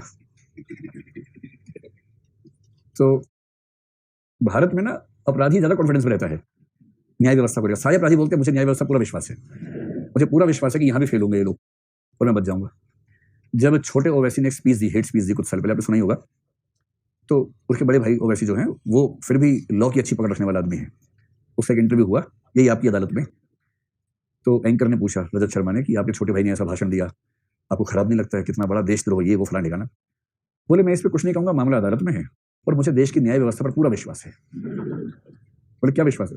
बोले मुझे पूरा विश्वास है। वो वीडियो डॉक्टर्ड है, वो वीडियो ओरिजिनल नहीं है, किसी ने उसको बना के पेश कर दिया है, वो गलत वीडियो है। और मुझे देश की कानून व्यवस्था पर पूरा विश्वास है कि वो इस बात को समझेगी कि वीडियो गलत है। वो सही साबित हुआ लगभग। और अभी कल क्या किया, अनुराग ठाकुर ने वही स्टेटमेंट दोहरा दी है बिना उसके रेफरेंस दिए। उनसे किसी ने पूछा आपने नारा लगाया था देश के गद्दारों को डैश डैश डैश, तो बोले नहीं मैंने नहीं लगाया था, वीडियो डॉक्टर्ड है, मैं कुछ बोलूंगा नहीं क्योंकि मामला अदालत में है और मुझे देश की न्याय व्यवस्था पर पूरा विश्वास है। अब तो मुझे इस वाक्य से खौफ हो जाता, कोई कहे मुझे कानून व्यवस्था पूरा विश्वास है, मुझे उस पर भरोसा नहीं होता उसके बाद कि ये जो बोल रहा है ना ये कुछ गड़बड़ आदमी है, ऐसी बात बोल रहा है। तो कुछ ऐसा ही हुआ था इस केस में भी। कुछ नहीं, एक गवाह की मौत हो गई बाई चांस, जो प्रोसिक्यूशन का गवाह था, मतलब जो इनके खिलाफ गवाही देने वाला व्यक्ति था राज्य की ओर से, पता नहीं कैसे उसकी हत्या हो गई। हो जाता है ऐसे, क्या है। और फिर एक संयोगी था कि जो व्यक्ति जज था इस मामले में वो आईसीएस में इनका बैचमेट था, ये भी संयोग की बात है, कोई खास बात नहीं है। जो भी हुआ, बहरहाल जो भी हुआ, हम शक नहीं कर सकते। इतने महान व्यक्ति पे शक करना खुद छोटा हो जाना है, हम शक नहीं करेंगे। मैंने तो रेफरेंस से बताया कि ऐसी बातें कुछ मूर्ख लोग कहते हैं, हमें ऐसी बातों पर ध्यान नहीं देना चाहिए एकदम। बहरहाल 10 में छूटे तो लोगों ने कहा आओ आंदोलन के लिए, बोले अब नहीं हो गया आंदोलन। तो जो ये 1 साल जेल में रहे, जेल में इनको बहुत ज्यादा आध्यात्मिक और रहस्यात्मक अनुभव हुए, स्पिरिचुअल एक्सपीरियंसेस हुए। और रहस्यात्मक को बोलते हैं मिस्टिकल एक्सपीरियंस। दर्शन में इन दोनों का एक ही मतलब होता है, स्पिरिचुअल एक्सपीरियंस कह लीजिए या मिस्टिकल एक्सपीरियंस कह लीजिए, हिंदी में रहस्यवाद जिसको बोलते हैं, और स्पिरिचुअल के लिए आध्यात्मिक अनुभव कह देते हैं। इसकी मतलब एक ही होता है। अब क्योंकि वो ना मुझे हुआ ना आपको हुआ, इसलिए समझ तो पाएंगे नहीं उसको। जिनको होता है वो भी समझा नहीं पाते हैं। जैसे कबीरदास को हुआ, कबीर ने कहा गूंगे का गुड़ है, गूंगा आदमी है, गुड़ चाट लिया, लिखना नहीं जानता, पहले बता रहा हूँ। कई मूर्ख बच्चे बोलते हैं कि लिख के बता दे, तो गूंगा आदमी है, गुड़ चाट लिया है, गुड़ पहली बार चाट के बोरा गया एकदम, इतना चाटा गुड़, उसके बाद लोगों को बताना चाह रहे कि आज मैंने क्या चाटा है, मजा आ गया है, इतना बढ़िया टेस्ट था। तो लोगों ने कहा क्या है बताओ ना, अब गूंगा बता ही नहीं पा रहा बेचारा, ऐसे ऐसे बात निकाल रहा है, लेकिन वो सेंस क्लियर नहीं हो पा रही। इसलिए कबीर ने कहा कि रहस्यात्मक अनुभव जो है गूंगे का गुड़ है। जैसे गूंगा गुड़ खाने के बाद कितनी भी कोशिश करे बता नहीं पा रहा कि कैसा अनुभव था, वही स्थिति होती है। और ये बात दुनिया के सारे रहस्यवादी कहते हैं कि इसको बताया नहीं जा सकता। और क्यों नहीं बताया जा सकता, इस पर एक बड़े अच्छे विद्वान ने बड़ी अच्छी व्याख्या की। व्याख्या क्या है? इसका मतलब एक ऐसा अनुभव जिसमें आप ईश्वर को साक्षात महसूस करते हैं अपने साथ। इसका मतलब ये हुआ, मैंने कभी आपसे बात करते हुए एक रेफरेंस दिया होगा कि अगर आपने कभी सपने में ऐसा महसूस किया हो कि आप पूरी ताकत लगा के भी हाथ पर नहीं हिला पा रहे, ऐसा सपना इस उम्र में सबको आता है। ये मत सोचिए कि मैं रहस्यवादी इंसान पैदा हुआ हूं, सबको आता है ना। आप किसी को अकेले में कहेंगे घबरा जाएगा कि इसको कैसे पता लगा, लेकिन सबको होता है, खास बातें हैं। आप में से कितने लोगों ने ऐसा सपना कभी ना कभी देखा है? लगभग सबने देखा है, 2-4 ने देखा, वो देखेंगे टाइम आने पर, कोई खास बात नहीं है। ये कोई बहुत यूनिक चीज नहीं है, रेयर बात नहीं है। मतलब सपना ये कि आप सो रहे हैं, अचानक ऐसी स्थिति है कि आप पूरी ताकत लगा के भी हाथ पर हिला नहीं पा रहे, पूरी तरह से कंट्रोल में है किसी के, ऐसा लगता है, ये सिचुएशन जो होती है, ये 15, 20, 25 की उम्र में सामान्य अनुभव है, कोई खास अनुभव नहीं है। अगर आपको ऐसा होता है तो इसका मतलब सिर्फ इतना है कि आपके अंदर रहस्यात्मक तत्व जिंदा है, तो इसका मतलब आप आध्यात्मिक रास्ते पर चलना चाहें तो गुंजाइश है चलने की, एक संभावना है। पर इसका मतलब ये नहीं कमंडल उठाने का टाइम आ गया, ऐसा भी नहीं है, ऐसा कोई मतलब नहीं है। ज्यादा होता है तो ठीक है, थोड़ा सा ज्यादा एलिमेंट है, धीरे धीरे कम हो जाएगा। और जब आप नौकरी के चक्कर में उलझेंगे और कुछ और चक्कर में उलझेंगे जीवन में, तो उसके बाद ये चीजें खत्म हो जाती हैं। उसके बाद आप चुपचाप सुबह बैग उठाएंगे, टिफिन लेके ऑफिस जाएंगे, शाम को टिफिन लेके वापस आएंगे। सुबह होती है, शाम होती है, जिंदगी यूं ही तमाम होती है। फिर कोई रहस्यात्मक अनुभव दिमाग में नहीं आता उस समय। फिर सपने भी ठीक आते हैं, फिर सपना छुट्टी का आता है कि हर दिन संडे हो, इसी तरह से ये भाव आता है। अगर आपको ये अनुभव हो रहा है तो समझिए किसी को जीते जागते ये अनुभव हो रहा हो, उसने ध्यान किया और साक्षात ईश्वर उसके अनुभव में आ गए। और जिस समय अनुभव हुआ ईश्वर का, उस समय उसकी इतनी हिम्मत नहीं कि वो अपना हाथ नहीं हिला सके, क्योंकि ईश्वर उस अनुभव में व्यक्ति को पूरी तरह से कंट्रोल कर लेते हैं। और वो स्थिति होती है जैसे मैं और वह का भेद नहीं रहता, मैं ही ईश्वर हूं, अहम ब्रह्मास्मि, अहम खुदास्मि, ऐसा कुछ हो जाता है। मतलब मुसलमान लोग भी मानते हैं ना, अन अलहक कहते हैं कि मैं ही खुदा हूं, तो उस संसद में क्या बोलेंगे, हम खुदास्मि बोल देंगे। ये स्थिति होती है। एक विद्वान दार्शनिक ने बड़ी अच्छी व्याख्या करते हुए कहा कि मैं कैसे व्याख्या करूं, जब तक मैं था, तब ये वाक्य थोड़ा गौर से सुनिएगा, है ना, समझ जाएंगे तो बहुत मजा आ जाएगा, नहीं समझेंगे तो सोचिएगा बोला ही नहीं गया है, बात खत्म। तो बड़ी अच्छी व्याख्या की कि जब तक मैं था, तब तक मुझे उसका एहसास हुआ ही नहीं। जैसे ही मुझे उसका एहसास हुआ, तब मैं ही नहीं था। और जब वो चला गया और मैं वापस मैं हुआ, तब वह था ही नहीं। तो ऐसा एक भी क्षण है ही नहीं जहां मैं और वह साथ साथ हूं।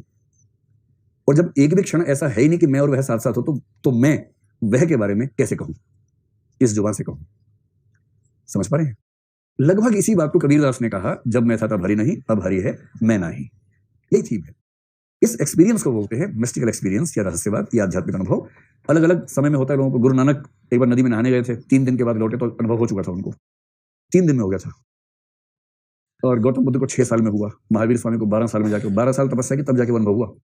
बुद्ध को 6 साल में हुआ, इनको जेल में 1 साल में हो गया, क्योंकि जेल की परिस्थितियां ज्यादा अनुकूल हैं ऐसे अनुभवों के लिए ना जल्दी ऐसे अनुभव हो जाते हो। देखो, हंसी मजाक अपनी जगह है, इसका मतलब ये नहीं कि दार्शनिक का सम्मान जरा भी कम है, दार्शनिक बड़े कमाल के हैं। लेकिन मैंने जब पहली बार पढ़ा, मुझे बहुत हंसी है कि जेल में आध्यात्मिक अनुभव हुआ, तो उसी भाव से आपको हंसा देता हूँ थोड़ा सा, ठीक है। तो जब 10 में छूटे तो लोगों ने कहा आओ आंदोलन में, बोले नहीं अब नहीं आंदोलन में आएंगे, अब हम जा रहे हैं यहाँ से, और बहुत दूर जाके एक शहर में चले गए, उसका नाम है पौंडीचेरी। अब तो उसका नाम पुदुचेरी हो गया है, तो उस जमाने में पौंडीचेरी था। पौंडीचेरी फ्रांस की कॉलोनी था उस समय, फ्रेंच कॉलोनी। और ये भारत के आजाद होने के 8 साल बाद तक 1955 के आसपास तक फ्रेंच कॉलोनी ही था। 1950 में अरविंद की मृत्यु ही हो गई थी, तो अरविंद फ्रेंच इंडिया के पौंडीचेरी नामक स्थान पर रहते हुए अंग्रेजों से थोड़ा घबराए हुए थे, इसलिए अंग्रेजों के इलाके से दूर चले गए पौंडीचेरी में कि ये फ्रेंच लोग ठीक रहेगा। तो वहां उन्होंने अपना एक आश्रम बनाया, अरविंद आश्रम कहते हैं। उस अरविंद आश्रम के लिए एक और शब्द चलता है, ओरोविले। बहुत प्रसिद्ध आश्रम है, कभी आप पौंडीचेरी जाएंगे तो वहां के टूरिस्ट गाइड आपको जरूर वहां लेके जाएंगे। ये ओरो जो है ना, औरोविंदो में से निकाला है। जो यहाँ अरविंद है, बंगाल जाके औरोविंदो हो जाता है। तो औरो यानी अरविंद, विले मतलब उसका स्थान, अरविंद आश्रम, अरविंद का स्थान, औरोविले। ये आश्रम की स्थापना करने में इनकी मदद एक महिला ने की, जिसका नाम था मीरा रिचर्ड। मीरा रिचर्ड इनके सिद्धांतों को मानती भी थी, मतलब कोलैबोरेट करती थी, लगभग सेम अप्रोच उसकी भी थी दर्शन को देखने की। इसका दूसरा मीरा अल्फासा भी है, कहीं कहीं आपको ये नाम मिलेगा, मीरा अल्फासा। ये जो महिला थी, इसने पूरा आश्रम का मैनेजमेंट संभाला। इनको आश्रम में बोलते थे मदर, माँ। और कभी आप उस आश्रम में जाएंगे तो आपको एक शब्द बार बार दिखेगा, मदर। उस आश्रम में मदर का मतलब मीरा रिचर्ड से है। और मीरा रिचर्ड की जो उस आश्रम में ख्याति रही, वो माँ के रूप में रही, मतलब अरविंद भी उनको माँ बोलते थे, उस रूप में उनका सम्मान करते थे। ये इनकी एक हल्की सी बैकग्राउंड है। 1950 में इनकी मृत्यु हो गई। और जब ये पौंडीचेरी चले गए तो उन्होंने कहा कि अब मुझे ईश्वर ने कहा है तुम्हें छोटे काम नहीं करने, आंदोलन छोटा काम है, अब बड़े काम करने हैं। और बड़ा काम करना है, दर्शन का काम करना है। अब मैं दर्शन के क्षेत्र में सक्रिय होकर प्राणी मात्र की मुक्ति का उपाय करूंगा। केवल भारतीयों को अंग्रेजों से मुक्ति दिलवाना छोटी बात है, संसार के हर प्राणी, प्राणी ही नहीं, पौधे, पौधा ही नहीं, लकड़ी, लोहा भी, जड़ चेतन सभी पदार्थों की मुक्ति करवाना, यह सबसे बड़ा उद्देश्य है। और मैं इस उद्देश्य में रत होना चाहता हूं, ये कह के दर्शन की दुनिया में शामिल हुए। स्पष्ट हो गया एकदम? चलिए, अरविंद वैसे कौन से दल के व्यक्ति थे? गर्म दल के। और दार्शनिक कौन से दल में होता है? आदमी दार्शनिक तभी बनता है जब वो नरम दल में आ जाए। गर्म दल का व्यक्ति दार्शनिक नहीं हो सकता, जिहादी हो सकता है, हो सकता है गर्म दार्शनिक। अच्छा, गर्म दल का दार्शनिक, हाँ अपवाद तो होते ही, सही बात है, अपवाद तो होता ही। आमतौर पर ऐसा कहते हैं, मतलब ऐसे दार्शनिक हैं जो व्यक्ति के जीवन में बहुत गुस्से वाले थे, पर जब दार्शनिक चिंतन करेगा उस समय गुस्से वाला व्यक्ति चिंतन नहीं कर पाएगा। मैं ये कहना चाह रहा हूँ, गुस्से वाले लोग तो होते ही हैं, तरह तरह के गुस्से लोग हैं। चलो, इंडिया और वेस्ट में कोई फीमेल दार्शनिक क्यों नहीं है? है, बहुत कम है। इसकी वजह अरस्तु से पूछेंगे तो बोलेगा कि महिलाओं में दिमाग नहीं होता है। अरस्तु ऐसे बोलता है, ये मैं नहीं कह रहा हूँ, अरस्तु दुष्ट आदमी है, अरस्तु ऐसे बोल के गया है। अरस्तु ने बोला, प्लेटो ने बोला। प्लेटो बोलता है मैं भगवान को 4 धन्यवाद देना चाहता हूँ। पहला धन्यवाद कि मुझे ग्रीस में पैदा किया, किसी और देश में नहीं किया। दूसरा धन्यवाद मुझे सुकरात के समय पैदा किया, किसी और समय पैदा नहीं किया। तीसरा धन्यवाद कि मुझे पुरुष के रूप में पैदा किया, औरत नहीं बनाया। और चौथा धन्यवाद मुझे स्वतंत्र व्यक्ति बनाया, दास नहीं बनाया। तो इसमें लगता है कि वो महिलाओं को लेकर नेगेटिव है। अरस्तु तो उसका बाप निकला इस मामले में। अरस्तु बोले दरअसल भगवान पुरुष बनाना चाहता है, कभी कभी मिस्टेक हो जाती है। जब मिस्टेक हो जाती है तो औरत बन जाती है। तो उसने कहा कि स्त्री अपूर्ण पुरुष है, कि एक फैक्ट्री में पुरुष का उत्पादन हो रहा था, किसी किसी में जो डिफेक्टेड पीस है, उन डिफेक्टेड पीसेस को आप स्त्री कह सकते हैं। अरस्तु ऐसा कह गया है। और अरस्तु ने एक ऐसा महातर्क दिया, मुझे लगता है कि यूरोप के लोग कितने पागल टाइप के लोग थे, उसने आपने सुना ही होगा। अरस्तु ने कहा कि महिलाओं में दिमाग कम होता है, जिसका प्रमाण ये है कि महिलाओं के दांत कम होते हैं। और बहुत रोचक बात है ये कि इस बात को खारिज करने में यूरोप को 1500 साल लगे। 1500 नहीं 1800 साल लग गए। 3rd सेंचुरी बीसी में ये बकवास कही गई थी। 15, 16, 17 सेंचुरी में पहली बार ये खारिज हुआ कि अरस्तु का तर्क गलत है। और अरस्तु की बात पे ऐसा भरोसा लोगों को था कि मतलब अंधविश्वास कि अरस्तु ने कहा है तो दांत कम ही होते होंगे, किसी ने नहीं। एक आध औरत ने कहा होगा मेरे दांत तो बराबर दिख रहे हैं, तेरे ही ज्यादा, तेरे दांत ज्यादा है, दिखाना मत किसी को। अरस्तु ने कहा दांत कम होते हैं तो कम ही होते हैं। तो ये सब खेल खूब चला। तो दूसरा, लेकिन ये तो बेकार की बात हुई ना। महिला दार्शनिक इसलिए नहीं है क्योंकि महिलाओं को दर्शन की दुनिया में उतरने का पूरा मौका मिला नहीं। जैसे भारतीय प्राचीन परंपरा में थोड़ा सा मिला तो गार्गी हो गई, मैत्रेयी हो गई, बहुत विदुषी महिलाएं हैं। यूरोप के इतिहास में प्राचीन काल में तो नहीं, आधुनिक काल में ऐसी महिलाएं कुछ दिखती हैं। भारत में आधुनिक काल में फिर भी ऐसा चिंतन आपको दिखेगा, जिसमें जैसे फेमिनिज्म एक दर्शन है, फेमिनिज्म के सारे दार्शनिक महिलाएं हैं, पर वो आधुनिक काल में है। जब महिलाओं को आजादी मिली तो महिलाएं दर्शन के क्षेत्र में भी आ गई। अब जैसे आर्मी में कमीशन की बात है, स्थायी कमीशन, अब तक मौका ही नहीं था। अब सुप्रीम कोर्ट ने धमका दिया, मौका मिल गया तो महिलाएं स्थायी कमीशन करेंगी और कुछ बड़े चक्र भी लेंगी, परमवीर टाइप के चक्र लेंगे। मौका तो मिले, मौका नहीं मिला तो परिचय हो गया इनका। अब इनकी 2 किताबें बहुत प्रसिद्ध है, लिखिए। अगर आपको अरविंद को पढ़ना हो ना, केवल 2 किताबों पर ध्यान दीजिए, ठीक है। एक किताब का नाम जो उनकी सबसे प्रसिद्ध किताब है, उसको बोलते हैं द लाइफ डिवाइन। अगर आपको अरविंद की एक किताब जीवन में पढ़नी हो कभी तो ये पढ़ लीजिएगा, द लाइफ डिवाइन। ये किताब इनके सिद्धांतों का जो सैद्धांतिक पक्ष है उसके बारे में है। और अरविंद की सबसे प्रसिद्ध पुस्तक इसी को मानते हैं, बहुत सारे निबंध हैं। और एक दूसरी किताब है सिंथेसिस ऑफ योगा। इसमें प्रैक्टिकल एस्पेक्ट्स हैं। योग का जो व्यावहारिक पक्ष है वो देखना हो तो सिंथेसिस ऑफ योगा में देख सकते हैं व्यावहारिक पक्ष। और सैद्धांतिक पक्ष देखना हो उनके दर्शन का तो वो देखिए द लाइफ डिवाइन में। रही बात प्रभाव की, तो इन पर प्रभाव पहले तो पश्चिम का ज्यादा था क्योंकि पश्चिम में रहे थे तो वहां उनको ज्यादा परिचय उन्हीं से मिला। पर जब भारत का दर्शन पढ़ा तो इनकी आंखें खुल गई और इनको लगा कि अरे बाप रे बाप, असली दर्शन तो यहाँ हुआ है। हीगल को पढ़ा था, यहाँ शंकर तो हीगल के चाचा लगते हैं रिश्ते में, तो शंकर को पढ़ के समझ में आया कि इतना बड़ा जादूगर तो यहाँ पर है, वो तो छोटा जादूगर था। तो इनको भारत का दर्शन बड़ा अच्छा लगने लगा। भारतीय दर्शन में सबसे ज्यादा इनको पसंद है उपनिषद। उपनिषद का मतलब वेदांत से हुआ, तो उपनिषद के साथ आप गीता का जिक्र भी कर लें, ये सब वेदांत की पुस्तकें हैं। वेदों पर भी खूब रिसर्च की, जिसमें सबसे ज्यादा इनको रुचि है ऋग्वेद में, क्योंकि ऋग्वेद अगर उसकी ऋचाएं पढ़े तो उसमें बड़ा रोचक क्या है। जब मनुष्य ने पहली बार इन प्रश्नों पर सोचना शुरू किया तो उसके दिमाग में क्या क्या बातें आई, अगर ये समझना हो तो ऋग्वेद को देख, क्योंकि सबसे पुराना वेद है और हमारे जितने टेक्स्ट हैं उनमें सबसे पुरानी तो बातें वही हैं। तो जब पहली बार इंसान ने सोचना शुरू किया इन प्रश्नों पर, मैं कौन हूं, कहां से आया हूं, ये सूर्य कहां से आ गया, चंद्रमा कहां से आ गया, पानी कहां से आ गया, तो उन जिज्ञासाओं को समझना हो और उन जिज्ञासाओं के टूटे फूटे उत्तर, टूटे फूटे भी पहली बार व्यक्ति कैसे बहुत गहरा उत्तर देगा, शुरू में तो उत्तर तोतले किस्म के होते हैं, टूटे फूटे उत्तर होते हैं, वो ऋग्वेद में मिलते हैं। तो ऋग्वेद का प्रभाव इनके ऊपर ठीक ठाक है। दर्शनों की दुनिया में शंकराचार्य का अद्वैत वेदांत उससे बहुत प्रभावित है, हालांकि उसके कई विचारों को खारिज किया है इन्होंने, अद्वैत वेदांत को। और एक दर्शन है योग दर्शन। योग दर्शन के व्यवस्थापक कौन माने जाते हैं? महर्षि पतंजलि। तो इन सब का प्रभाव इन पर ज्यादा है। जहां तक पश्चिम की बात है, पश्चिम में वो सब लोग जो रहस्यात्मक किस्म की बात करते हैं। देखिए पश्चिम की दुनिया में ना, अगर मैं थोड़ा सा आपको समझाऊं, दर्शन शुरू होता है इस बात से कि आपकी ज्ञान मीमांसा क्या है, यानी आप सही नॉलेज प्राप्त करने का उचित रास्ता क्या मानते हैं। कुछ लोग कहते हैं कि सही नॉलेज अनुभव से मिलती है। अनुभव वाला व्यक्ति, मतलब रेयरेस्ट केस अगर होगा तो होगा कि वो रहस्यवाद के रास्ते पर चला जाए, आमतौर पर नहीं जाएगा। दुनिया के सारे वैज्ञानिक किस रास्ते पर चलते हैं? अनुभव के रास्ते पर चलते हैं, एक्सपीरियंस करते हैं, परीक्षण करते हैं, निरीक्षण करते हैं, फिर जजमेंट्स निकालते हैं। कुछ बोलते हैं ना, हम तो बुद्धि के रास्ते पर जाएंगे। दुनिया का हर गणितज्ञ बुद्धि के रास्ते पर चलता है। हमेशा ध्यान रखना है, बुद्धि से पैदा होता है गणित और अनुभव से पैदा होता है विज्ञान। इसका मतलब ये नहीं है कि विज्ञान में केवल अनुभव है, बुद्धि एकदम नहीं है। अनुभवों को रॉ मटेरियल की तरह यूज करके बुद्धि के माध्यम से प्रोसेसिंग करके निष्कर्ष निकाले जाते हैं, और जो रॉ मटेरियल है विज्ञान में वो अनुभव है। और गणित में, गणित का मतलब ये नहीं है कि एक आदमी ने 4 रुपए किलो पालक खरीदी और फिर उसने पालक के साथ उसको धनिया फ्री में मिल गया, तो बताओ पालक कितने की पड़ी। मैं उसकी बात नहीं कर रहा हूँ, ये वाला गणित नहीं। मैं उस गणित की बात कर रहा हूँ जो शुद्ध गणित है, प्योर मैथ्स है। प्योर मैथ्स का अनुभव से कोई संबंध नहीं होता। प्योर मैथ्स केवल और केवल कंसेप्चुअल विषय है। कल सुकरात को पढ़ेंगे तो उसमें ये विचार कंसेप्चुअलाइजेशन वाला आएगा, तो आप समझ पाएंगे कंसेप्चुअलाइजेशन क्या होता है, गणित का लिंक क्या है। दुनिया का हर गणितज्ञ बुद्धिवादी दार्शनिक होता है और दुनिया का हर वैज्ञानिक अनुभववादी दार्शनिक की परंपरा में आता है। कुछ तीसरे लोग हैं जो कहते हैं कि ना ये ठीक है ना ये ठीक है, वो बुद्धि के नजदीक है फिर भी अनुभव से दूर है। वो कहते हैं नहीं, ज्ञान प्राप्त करने का असली तरीका है अंतः प्रज्ञा, और अंतः प्रज्ञा का मतलब है इंट्यूशन। आपको ये शब्द ध्यान आ रहा है, इंट्यूशन? इंट्यूशन का मतलब कुछ अचानक एहसास हुआ, और दुनिया को भरोसा हो ना हो, आपको भरोसा है कि आपको जो ज्ञान प्राप्त हुआ है वो सही ज्ञान प्राप्त हुआ है। जैसे इसका बहुत फिल्मी टाइप का एग्जांपल ये है कि माँ बैठी है 1000 मील दूर, बच्चा यहाँ बीमार पड़ा, माँ को पता लग गया। वही टेलीपैथी, क्लियरवॉयंस, क्लियर ऑडियंस एक बार बात हुई थी ना हमारे विस्तार में, वो वाली चीज। और जो लोग कहते हैं कि इंट्यूशन से असली ज्ञान मिलता है, वही लोग बड़ी बड़ी बातें करते हैं। दुनिया कैसे बनी? ईश्वर की आह्लादपूर्ण अभिव्यक्ति है जगत। उनसे पूछो तुमने देखा था? नहीं देखा नहीं था। कैसे पता लगा? अनुभव किया? नहीं। बुद्धि से? तो बुद्धि से अब तो नहीं निकाल पा रहे, कैसे निकालना निष्कर्ष बताओ? फिर ना, इंट्यूशन से पता लगा है। इसका मतलब ये कि मैं कोई जवाब देने के लिए बाध्य नहीं हूं, मेरे मन में आ गया तो आगे बात खत्म।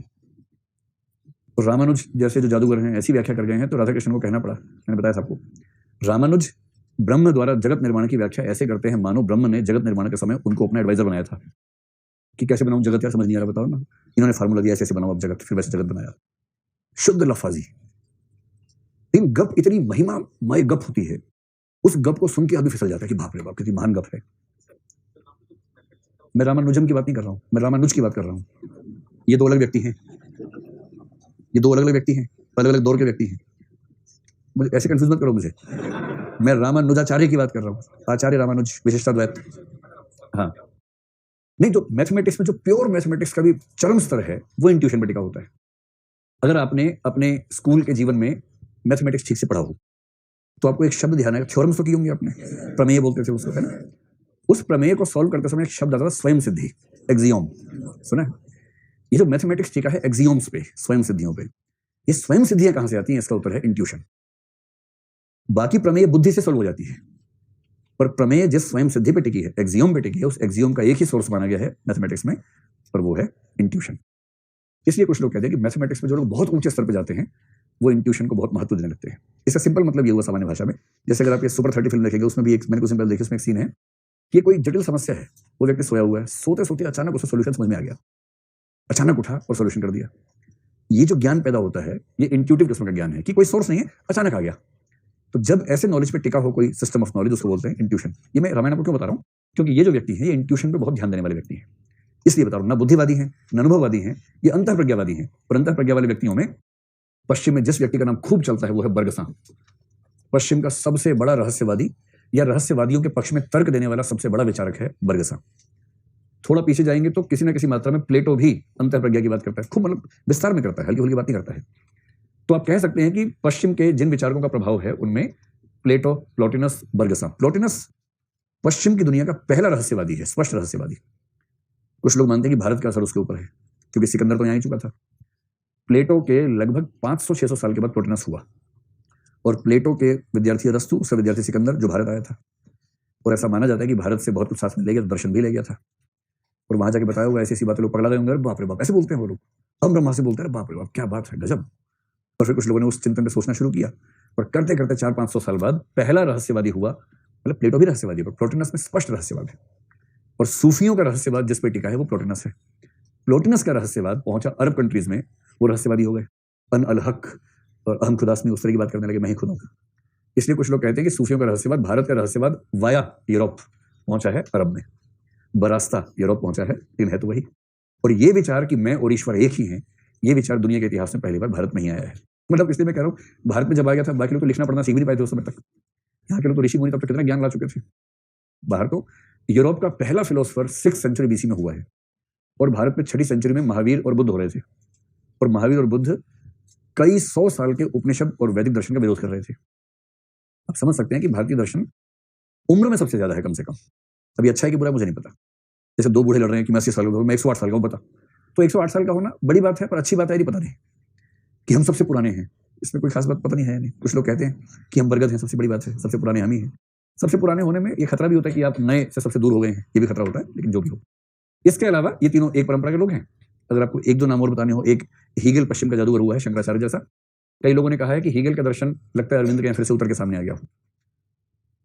तो हीगल का जिक्र करते हैं, और थोड़ा सा प्रभाव एक आध जगह है उस व्यक्ति के जिसको पढ़ने के बाद लोग उसी का नाम बोलते हैं, कांट।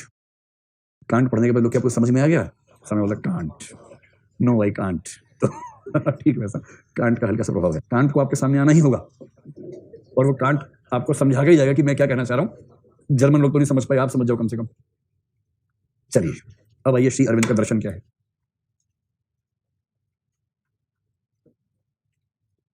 देखिए इनका दर्शन थोड़ा सा मुश्किल टाइप का है, तो मोटी मोटी बातें, ऊपर ऊपर की बातें समझ लेते, 3-4 बातें, जिससे आपके 150 शब्द पूरे हो जाएं। आपके जीवन का मूल उद्देश्य 150 शब्द पूरे करना है, कमंडल उठाना है। यही है ना कि 150 शब्द पूरे हो जाए हमारे, यही मूल उद्देश्य है ना। तो जो बेसिक बेसिक बात है वो समझ लीजिए। सबसे पहली बात, जब भी प्रश्न आए आप कहिए कि ये एक नव्य वेदांती दार्शनिक है। नव्य वेदांती क्या होता है? जो वेदांत दर्शन की व्याख्या नए परिप्रेक्ष्य में करता है, नए तरीके से करता है। नव्य वेदांती 19th और 20th सेंचुरी का वो संप्रदाय है। संप्रदाय क्या है? बिखरे बिखरे लोग हैं, सबको मिला के हम बोलते हैं कि वो सब एक ग्रुप में आते हैं, जो वेदांत को मानते हैं। वेदांत को मानने का मतलब क्या होता है? उपनिषद, गीता, मुख्य रूप से इनको, ब्रह्मसूत्र को मानते हैं। लेकिन ध्यान रखिए, एक शब्द होता है माया, जानते हैं ना? माया शब्द के भारतीय दर्शन में 2 अर्थ हैं। शंकराचार्य ने इसकी छवि बिगाड़ दी बेचारी की। इसकी छवि बिगाड़ दी। अगर आप शंकराचार्य से पहले किसी को भी देखें, उपनिषद में देखें, या शंकर के बाद वैष्णव वेदांत जो रामानुजाचार्य, वल्लभाचार्य, वो सब लोग हुए, वो सब कहते हैं कि जो परम तत्व है, ईश्वर है, ईश्वर की एक वास्तविक शक्ति है माया। और माया क्या करती है? माया जगत का निर्माण करती है, ये वो सब कहते हैं। मतलब ईश्वर वास्तविक है, माया वास्तविक है, और माया द्वारा रचा गया ब्रह्मांड या जगत भी वास्तविक है।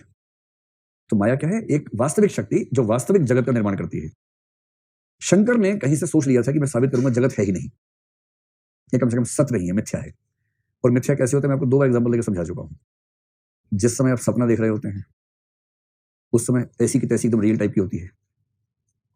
अभी जैसे एग्जाम प्रीलिम्स आने वाला ना, आप जो प्रीलिम्स आएंगे उनके सपने प्रीलिम्स आने शुरू हो जाएंगे। अब एक सपना विशेष रूप से कि अलार्म नहीं बजा, लेट हो गए, भागते पड़ते जा रहे हैं, ऑटो खराब हो गया रास्ते में, टाइम निकल रहा है, ऑटो से भैया चलाओ, कह खराब हो गया, क्या करूं? उतर के सड़क पे, फिर ऑटो को हाथ दे रहे, कोई हाथ ही नहीं ले रहा आपसे, आप हाथ दे रहे हैं, कोई ले नहीं रहा हाथ। और इस प्रकार अंत में आपने दौड़ लगानी शुरू की। पहुंचते पहुंचते 9:30 का एग्जाम था, 9:40 पे पहुंचे, और वहां एक खड़ा हुआ था, क्रूर व्यक्ति खड़ा हुआ था, जनरल डायर टाइप का। और जैसे ही आपने कहा सर भागते भागते आया हूं, वो कह रहे कि sorry you are late by 1 मिनट। 9:39 तक परमिशन थी, 9:40 हो गए, अब जाइए। फिर आपने रोते हुए कहा सर मेरा लास्ट अटेम्प्ट है। उसने कहा तो मैं क्या कर सकता हूँ, एक जमाने मेरा भी था लास्ट अटेम्प्ट। इसमें क्या कर सकते हैं? और आपको आंसू बहे जा रहे हैं, आप एकदम चेहरा लाल हो गया, आप कह रहे हैं सर मुझे मौका दीजिए सर, आप जमीन पे लेट गए, सर मुझे मौका दीजिए। इतने में अलार्म बज गया, टन, आप उठे, अरे क्या क्या देख रहे हैं यार। और फिर देखा डेट क्या है, अच्छा अभी तो अप्रैल ही चल रहा है, 31 मई को है। ये सब होता है कभी आपके साथ? फिल्म से पहले ऐसा वाला सपना कभी आता कि टाइम मिस हो गया? कितने लोगों को आया ऐसा सपना? हाँ कुछ को आया, बाकी को आएगा, सबके साथ आएगा। क्या चीज? आज ही आ रहा था। तो शंकर ये कहना चाह रहे हैं कि सपने में दिखने वाला जगत जितना वास्तविक लगता है सपना देखने वाले को, ठीक वैसे ये जगत उतना ही वास्तविक लगता है हमें। सपने से निकलते ही समझ में आता है कि झूठ था, इससे निकलते ही समझ में आएगा कि ये झूठ है, पर इससे निकलने के लिए बहुत मेहनत चाहिए जो हर कोई करना चाहता नहीं है। इसलिए कुछ ही लोग इससे बाहर निकल के समझ पाते हैं कि सब झूठ था, और जो समझ जाते हैं उनको पता है कि जगत एक वास्तविकता नहीं है, जगत एक विवर्त है, भ्रम है। भ्रम, विवर्त का मतलब प्रतीत होता है, अपीयर होता है, और एग्जिस्ट नहीं करता है। और इसलिए उसने कहा शंकर ने, माया जो है, माया वह शक्ति है जो जगत रचती नहीं है, जो जगत का भ्रम रचती है। भ्रम पैदा करने वाली ताकत है, वर्चुअल है जगत। अब तो वर्चुअल जगत समझते ठीक तरीके से। अब वर्चुअल रियलिटी वाली आपने वो लगा लिया चश्मा, उसके बाद अंदर एक दुनिया दिख रही है, वो दुनिया एग्जिस्ट नहीं करती है, और आपको 100% लग रहा है कि आप उस दुनिया में शामिल हैं। चश्मा उतारते समझ में आता है कि झूठ है। और इसलिए जब भारत में आईटी रिवॉल्यूशन हुआ, एक कंपनी शुरू हुई जिसने वीडियो गेम्स बनानी शुरू की, उस कंपनी का नाम क्या है? माया। क्यों माया है? उसने यही कहा कि शंकर की माया जो वर्चुअल जगत रचती है, अब हम तकनीक के सहारे एक वर्चुअल जगत रचने वाले हैं, इसलिए हमने वही नाम चुना अपने लिए। तो माया शब्द का जो नेगेटिव सेंस थी, नव्य वेदांत के लोग उसको खारिज करते हैं। और नव्य वेदांती होने का सिंपल सा मतलब है जो कहे कि जगत वास्तविक है। वैसे आपकी राय क्या है, जिस जगत में हम लोग वास्तविक है या सब गप है? यही तो खास बात है। भ्रम में पड़े व्यक्ति की यही तो पहचान है। जैसे सपने में नहीं पता लगता वैसे नहीं पता लग रहा है। देखना एक दिन समझ में आएगा, सब झूठ निकलेगा, देखिएगा आप। चलिए, सबसे पहली बात, ये नवे वेदांती दार्शनिक है, आप डरिए मत, अभी यहाँ सब ठीक है ना, वो तो इस लेवल से निकलने के बाद पता लगेगा, अभी तो सच ही है, इतना मत लीजिए। तो चूंटी काटने से कुछ नहीं होता है, मैं तो ऐसे ही बोल रहा हूँ। तो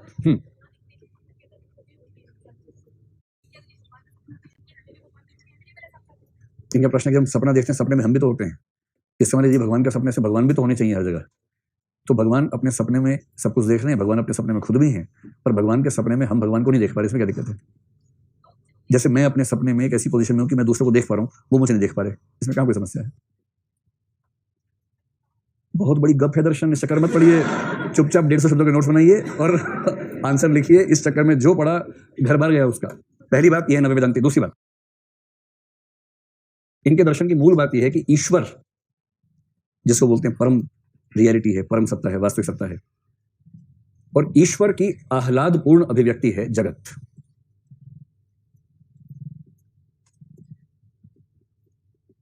ये जो जगत है, ईश्वर की आह्लादपूर्ण अभिव्यक्ति है। आह्लाद समझते हैं ना? द है, त मत लिखना, वरना होगा आह्लाद की लात पड़ी तो कोई बोला आह, ऐसे है। आह्लाद का मतलब खुशी का चरम स्तर। देखिए, दुनिया में किसी दार्शनिक के पास इस सवाल का जवाब नहीं है कि ईश्वर ने जगत क्यों बनाया, किसी के पास नहीं है। कोई बाबा आपको झांसा दे, आप पूछना नहीं, इसका जवाब दो मुझे, ईश्वर ने जगत क्यों बनाया, इसका सही जवाब दो। अंत में ले दे के वो इससे उत्तर देंगे लीला। अच्छा, क्रिश्चियन थिंकर्स ने इसका एक जवाब देने का प्रयास किया, ये जवाब दिया सेम। उन्होंने कहा कि ईश्वर को कोई कमी नहीं है कि वो जगत बनाए, बस वो बना देता है। क्यों बनाया था? यूं ही बना देता है। कैसे बनाता है? शून्य से। किससे? अभाव से। किससे? कुछ नहीं से, एक्स निहिलियो से। कुछ नहीं से जगत बना दिया, यूं ही बना दिया। क्यों यूं ही बना दिया? बुड़बक है क्या ऐसे कर दिया कुछ भी? भाई कुछ मूर्ख लोग कुछ भी ऐसे करते रहते, कुछ कुछ अबोध किस्म के लोग होते हैं। जैसे घर में छोटा बच्चा हो तो ऐसी हरकतें करता रहता है। जैसे आप बैठे हैं, छोटा बच्चा वहां पर खेल रहा है, कुछ सामान है, 3-4 कप रखे वहां, वो एक कप लाके आपको दे देगा।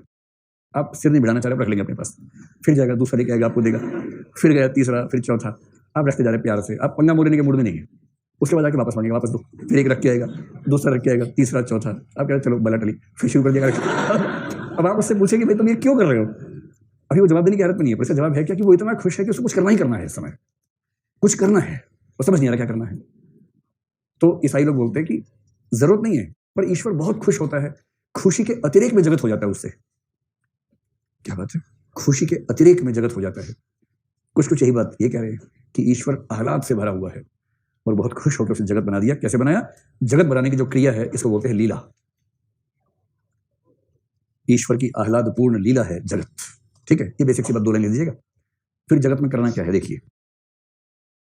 इन पर एक असर डार्विन का भी, और डार्विन को खारिज करना चाह रहे हैं। इनका पूरा दर्शन जो है वो टिका हुआ है विकासवाद पर या इवोल्यूशन के विचार पर। और इवोल्यूशन का विचार किसने दिया था उस समय? डार्विन ने। डार्विन ने 1871 में वो विचार स्थापित किया, और ये उसके लगभग 20-25 साल बाद, सॉरी 30-35 साल बाद ये अपने विचार उसके बाद दे रहे थे। तो ये कह रहे हैं कि जगत एक विकास की प्रक्रिया में है, लेकिन विकास की प्रक्रिया का एक प्रयोजन है, एक पर्पस है, पर्पस। इसी पॉइंट पर डार्विन से अलग हुआ है, क्योंकि डार्विन मानता है कि विकास की प्रक्रिया यांत्रिक है, और यांत्रिक का मतलब होता है जिसका कोई पर्पस नहीं है, यूं ही हो रहा है। क्योंकि जैसे ही आप कहेंगे पर्पस है, सवाल उठेगा किसका पर्पस है? तो कोई बड़ी सत्ता होनी चाहिए। दर्शन में इसका जवाब है ईश्वर का पर्पस है। तो ये कहते हैं जगत में जो भी उद्विकास या विकास या आरोहण बोलते हैं, इवोल्यूशन हो रहा है, उसका एक पर्पस है। क्या पर्पस है? तो उन्होंने एक बड़ी कल्पना की है। कल्पना ये है, अगर आप एक चित्र में समझना चाहें इस चीज को, 8 लेवल्स इन्होंने इंट्रोड्यूस किए हैं। एक गोला बना लीजिए ऐसे करके, एक गोल है, गोला नहीं बनाना, मतलब ऐसी ऐसा ही बनाना है। क्या बोलेंगे इसको? कौन सा आकार? शंकु आकार, तो अंडाकार। ठीक तो है, कितना अच्छा अंडाकार, अंडे जैसा लग भी रहा है। वैसे बैंगन भी लगता है, अगर आप बैंगनाकार भी कहना चाहें कह सकते हैं। ठीक है, इसके 2 हिस्से कर लीजिए। तो वो कह रहे हैं कि पूरा अगर इवोल्यूशन का प्रोसेस समझना हो तो एक अंडा है, अंडे के 2 हिस्से, ये जो है उच्च गोलार्ध है, ये निम्न गोलार्ध है। ऐसे ही सिखाया उन्होंने, ऐसे ही बना बना के उनके भक्त लोग समझाते हैं। तो इवोल्यूशन को समझने के लिए समझो कि इवोल्यूशन 2 हिस्सों में बटा हुआ है, उच्च गोलार्ध और निम्न गोलार्ध। और इन गोलार्धों में 4-4 स्तर हैं। तो 4 यहां कर लीजिए ऐसे करके, और 4 इसके ऊपर कर लीजिए। ठीक है, बीच वाले को हमको लेवल मानने से बचेंगे। कुल मिला के 1 2 3 4 5 6 7 8 कर लेते हैं, एक 8वां भी कर लीजिए ऐसे, अब ठीक हो गया। ठीक है, तो क्या होता है कि सबसे पहले इनके हिसाब से ईश्वर ने खुद को अवतरित किया इस ब्रह्मांड के रूप में, जो मैंने कहा ना लीला है। ईश्वर जगत के रूप में व्यक्त हुआ, इसलिए जगत के कण कण में ईश्वर तो है ही, लेकिन किसी चीज में ईश्वर 50% है, किसी में 20% है, किसी में 5% है, और इसलिए जड़ पदार्थ है उसमें चेतना नजर नहीं आती, जबकि उसके अंदर भी ईश्वर की चेतना मौजूद है। तो कह रहे कि धीरे धीरे यह ब्रह्मांड ऊपर की ओर बढ़ रहा है। सबसे निचला स्तर जो नंबर 1 पे है वो है जड़ या मैटर। जड़ या मैटर का मतलब क्या होता है? जिसमें विस्तार हो, आकार हो, वजन हो, उस सबको बोलते हैं जड़ या मैटर। उसके बाद जो नंबर 2 है उसको बोलते हैं प्राण, यानी कि लाइफ। डार्विन को इसके अंदर समेट लिया पूरा का पूरा। डार्विन ने क्या कहा? दर्शन का असली सवाल है कि पहली बार जीवन कैसे पैदा हुआ। ये सवाल तो है ही ना, पहली बार जीवन कैसे पैदा हुआ। और इसका उत्तर डार्विन या डार्विन की परंपरा के लोग ये देते हैं कि बहुत सारे केमिकल्स थे, उनमें बहुत सारे बायोकेमिकल्स थे, बहुत सारे बायोकेमिकल्स के बीच में हजारों लाखों करोड़ों अंतर क्रियाएं होती रही, और एक बार वो संयोग घटित हो गया कि जिन बायोकेमिकल्स के मिलने से जीवन की उत्पत्ति हो सकती थी वो संयोग से मिल गए। और ऐसी करोड़ों अरबों संभावनाओं में एक संभावना तो थी ही। एक लंबे समय तक ये संभावनाएं होती रही, और उसके बाद संयोग से वो मिल गए, और जब मिल गए तो जीवन की उत्पत्ति हो गई। तो जीवन के लिए आत्मा नहीं चाहिए थी, जीवन के लिए बायोकेमिकल्स का एक खास अनुपात में मिलने की जरूरत थी। लेकिन बायोकेमिकल्स क्या थे? वो तो भौतिक वस्तु में थी। भौतिक वस्तु से चेतना पैदा हो गई, यानी कि जीवन पैदा हुआ। जीवन का सबसे बेसिक फॉर्म कौन सा माना जाएगा? पेड़ पौधे, जिनमें जीवन तो है लेकिन चिंतन करने की क्षमता ये सब नहीं है। धीरे धीरे क्या हुआ? मामला प्राण से आगे बढ़ा कि प्राण का मतलब जीवन है सिर्फ, उससे ज्यादा क्षमताएं नहीं है। प्राण के बाद नंबर 3 पर आता है मन का, जिसको साइक कहा है ना, साइकी। ये पशुओं का जगत है कि पशुओं के पास मन तो होता है, बुद्धि उस तरह से नहीं होती है। और जो चौथा लेवल है वो चौथा लेवल है, या तो मानस कहते हैं या कुछ लोग बुद्धि कह देते हैं। मानस या बुद्धि यानी कि माइंड। आप अपने ब्रह्मांड के 4 स्तर देख लीजिए, भौतिक वस्तु, पेड़ पौधे, पशु पक्षी और मनुष्य, उसी को तो रिप्रेजेंट कर रहे हैं। ये भौतिक वस्तु है, लकड़ी लोहा, ये हो गए पेड़ पौधे, ये हुए पशु पक्षी, ये हुआ मनुष्य। पर एक बहुत रोचक बात कही है, इवोल्यूशन के लोग कहते भी आमतौर पर ये भी कह रहे हैं, उद्विकास या विकास की हर उच्च अवस्था में पहले की सभी अवस्थाओं की सभी विशेषताएं निहित होती हैं। बात सही है। जड़ पदार्थ में क्या था? विस्तार, आकार, वजन। ये तीनों चीजें पौधों में है या नहीं है? पौधों में है। पौधों में उसके अलावा एक चीज और है, वो है श्वसन या बढ़ना, वो भी है। ये नहीं होता ना कि डस्टर हम कल छोड़ के गए थे लंबा हो गया, आए तो ऐसा नहीं होता है। पर पौधा छोड़ के जाएंगे तो लंबा हो जाएगा। तो पौधे में इस डस्टर की तुलना में एक्स्ट्रा क्या क्या? तो सांस लेगा, दूसरा उसकी लंबाई बढ़ सकती है, आकार बढ़ सकता है। ये 2 चीजें हैं जो पौधों को भौतिक वस्तुओं से अलग बनाती है। पर भौतिक वस्तुओं के सारे गुण तो हैं ही उनके अंदर। अब पशु पक्षी में क्या है? विस्तार भी है, वजन भी है, श्वसन भी है, आकार भी बढ़ता है, ये चल फिर भी सकते हैं। पौधा चल फिर नहीं सकता अपने आप, थोड़ा बहुत दाएं हो जाता है हवा के साथ, या कुछ कुछ पौधों में कुछ हल्के सिम्टम्स दिखते हैं, लेकिन वैसी गति नहीं है जैसी गति पशु पक्षियों में है। फिर मन नहीं है, पशु पक्षियों को रोते हुए देख सकते हैं। कुछ लोग कहते हैं कि हंसने की क्षमता केवल मनुष्य के पास है, रोने की क्षमता पशु पक्षियों के पास भी है। मुझे बहुत भरोसा इस बात पे है नहीं, क्योंकि मुझे 1-2 एनिमल्स पे डाउट है कि हंसते भी हैं वो कम वक्त, क्योंकि मैंने उनकी कुछ हरकतें देख के मुझे लगता है कि हंसी रही है, पर वो चेहरा ऐसा कि दावा नहीं कर सकते कि हंस रहे कि नहीं हंस रहे, लेकिन उनके चेहरे के भाव से लगता है। पर रोने का तो है। आपने किसी एनिमल की आंख में आंसू देखे तो बहुत आश्चर्य की बात नहीं है। या मूड खराब हो जाना एनिमल का, अगर कोई पालतू पशु किसी का हो और उसके मालिक की मौत हो जाए, आप पाएंगे कि वो घर के मेंबर से ज्यादा डिप्रेशन में चला जाएगा। मतलब घर के बाकी लोग तो फिर भी 1-2 दिन के बाद खाना पीना शुरू कर देते हैं, वो तो हिलेगा ही नहीं वहां से। HMV का वो देखा है लोगो? HMV क्या होता है? छोड़ो, एक म्यूजिक कंपनी है बहुत बड़ी, HMV। अगर हम उसका लोगो देखेंगे ना कभी, तो लोगो क्या है कि एक जो पुराने जमाने का भोंपू नहीं होता था ऐसे वाला, वो बना हुआ है, और उसके अंदर एक कुत्ते ने मुंह दे रखा है पूरा का पूरा, छोटा सा कुत्ता है, उसके अंदर मुंह देकर खड़ा हुआ है। ये उसका लोगो है। HMV दुनिया की सबसे बड़ी कंपनी म्यूजिक में रही है, छोटी मोटी कंपनी की बात नहीं चल रही है। और HMV की फुल फॉर्म क्या है? His masters voice. कैसे? एक आदमी मर गया है, पर मरने से पहले उसकी आवाज रिकॉर्ड हो गई है। अब वो मर गया है, उसकी आवाज प्ले कर दी गई है, और उसका कुत्ता परेशान है कि आवाज कहां से आ रही है। वो भोंपू के अंदर घुस गया कि आवाज यहां से आ रही, कहीं से यही होगा। तो उसकी अटैचमेंट दिखाने के लिए उसको लोगो बना दिया कि अब हम मरे हुए व्यक्ति को जिंदा रख सकते हैं उनकी आवाज के भरोसे। ये कंसेप्ट था। तो एनिमल्स में मन है, इमोशंस हैं, भावनाएं हैं। इसके बाद मनुष्य का स्तर है। मनुष्य में इन तीनों की सारी क्षमताएं हैं, इमोशंस भी हैं, मन भी है, गति भी है, वृद्धि भी है, श्वसन भी है। साथ में एक एक्स्ट्रा चीज है, हमारे पास बुद्धि भी है, जो एनिमल्स में हल्की हल्की मात्रा में है, हमारे पास ज्यादा मात्रा में है। और इसका मतलब यह हुआ कि मनुष्य अभी तक की दुनिया में सबसे ज्यादा इवॉल्व्ड स्पीशीज है। यहां तक बात स्पष्ट हो गई।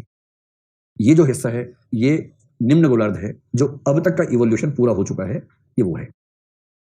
अरविंद पर जब भी सवाल है ना, गोला ही बना के आ जाना सीधे, ज्यादा लोड लेने की जरूरत नहीं है। ठीक, अब इसके बाद क्या होना है?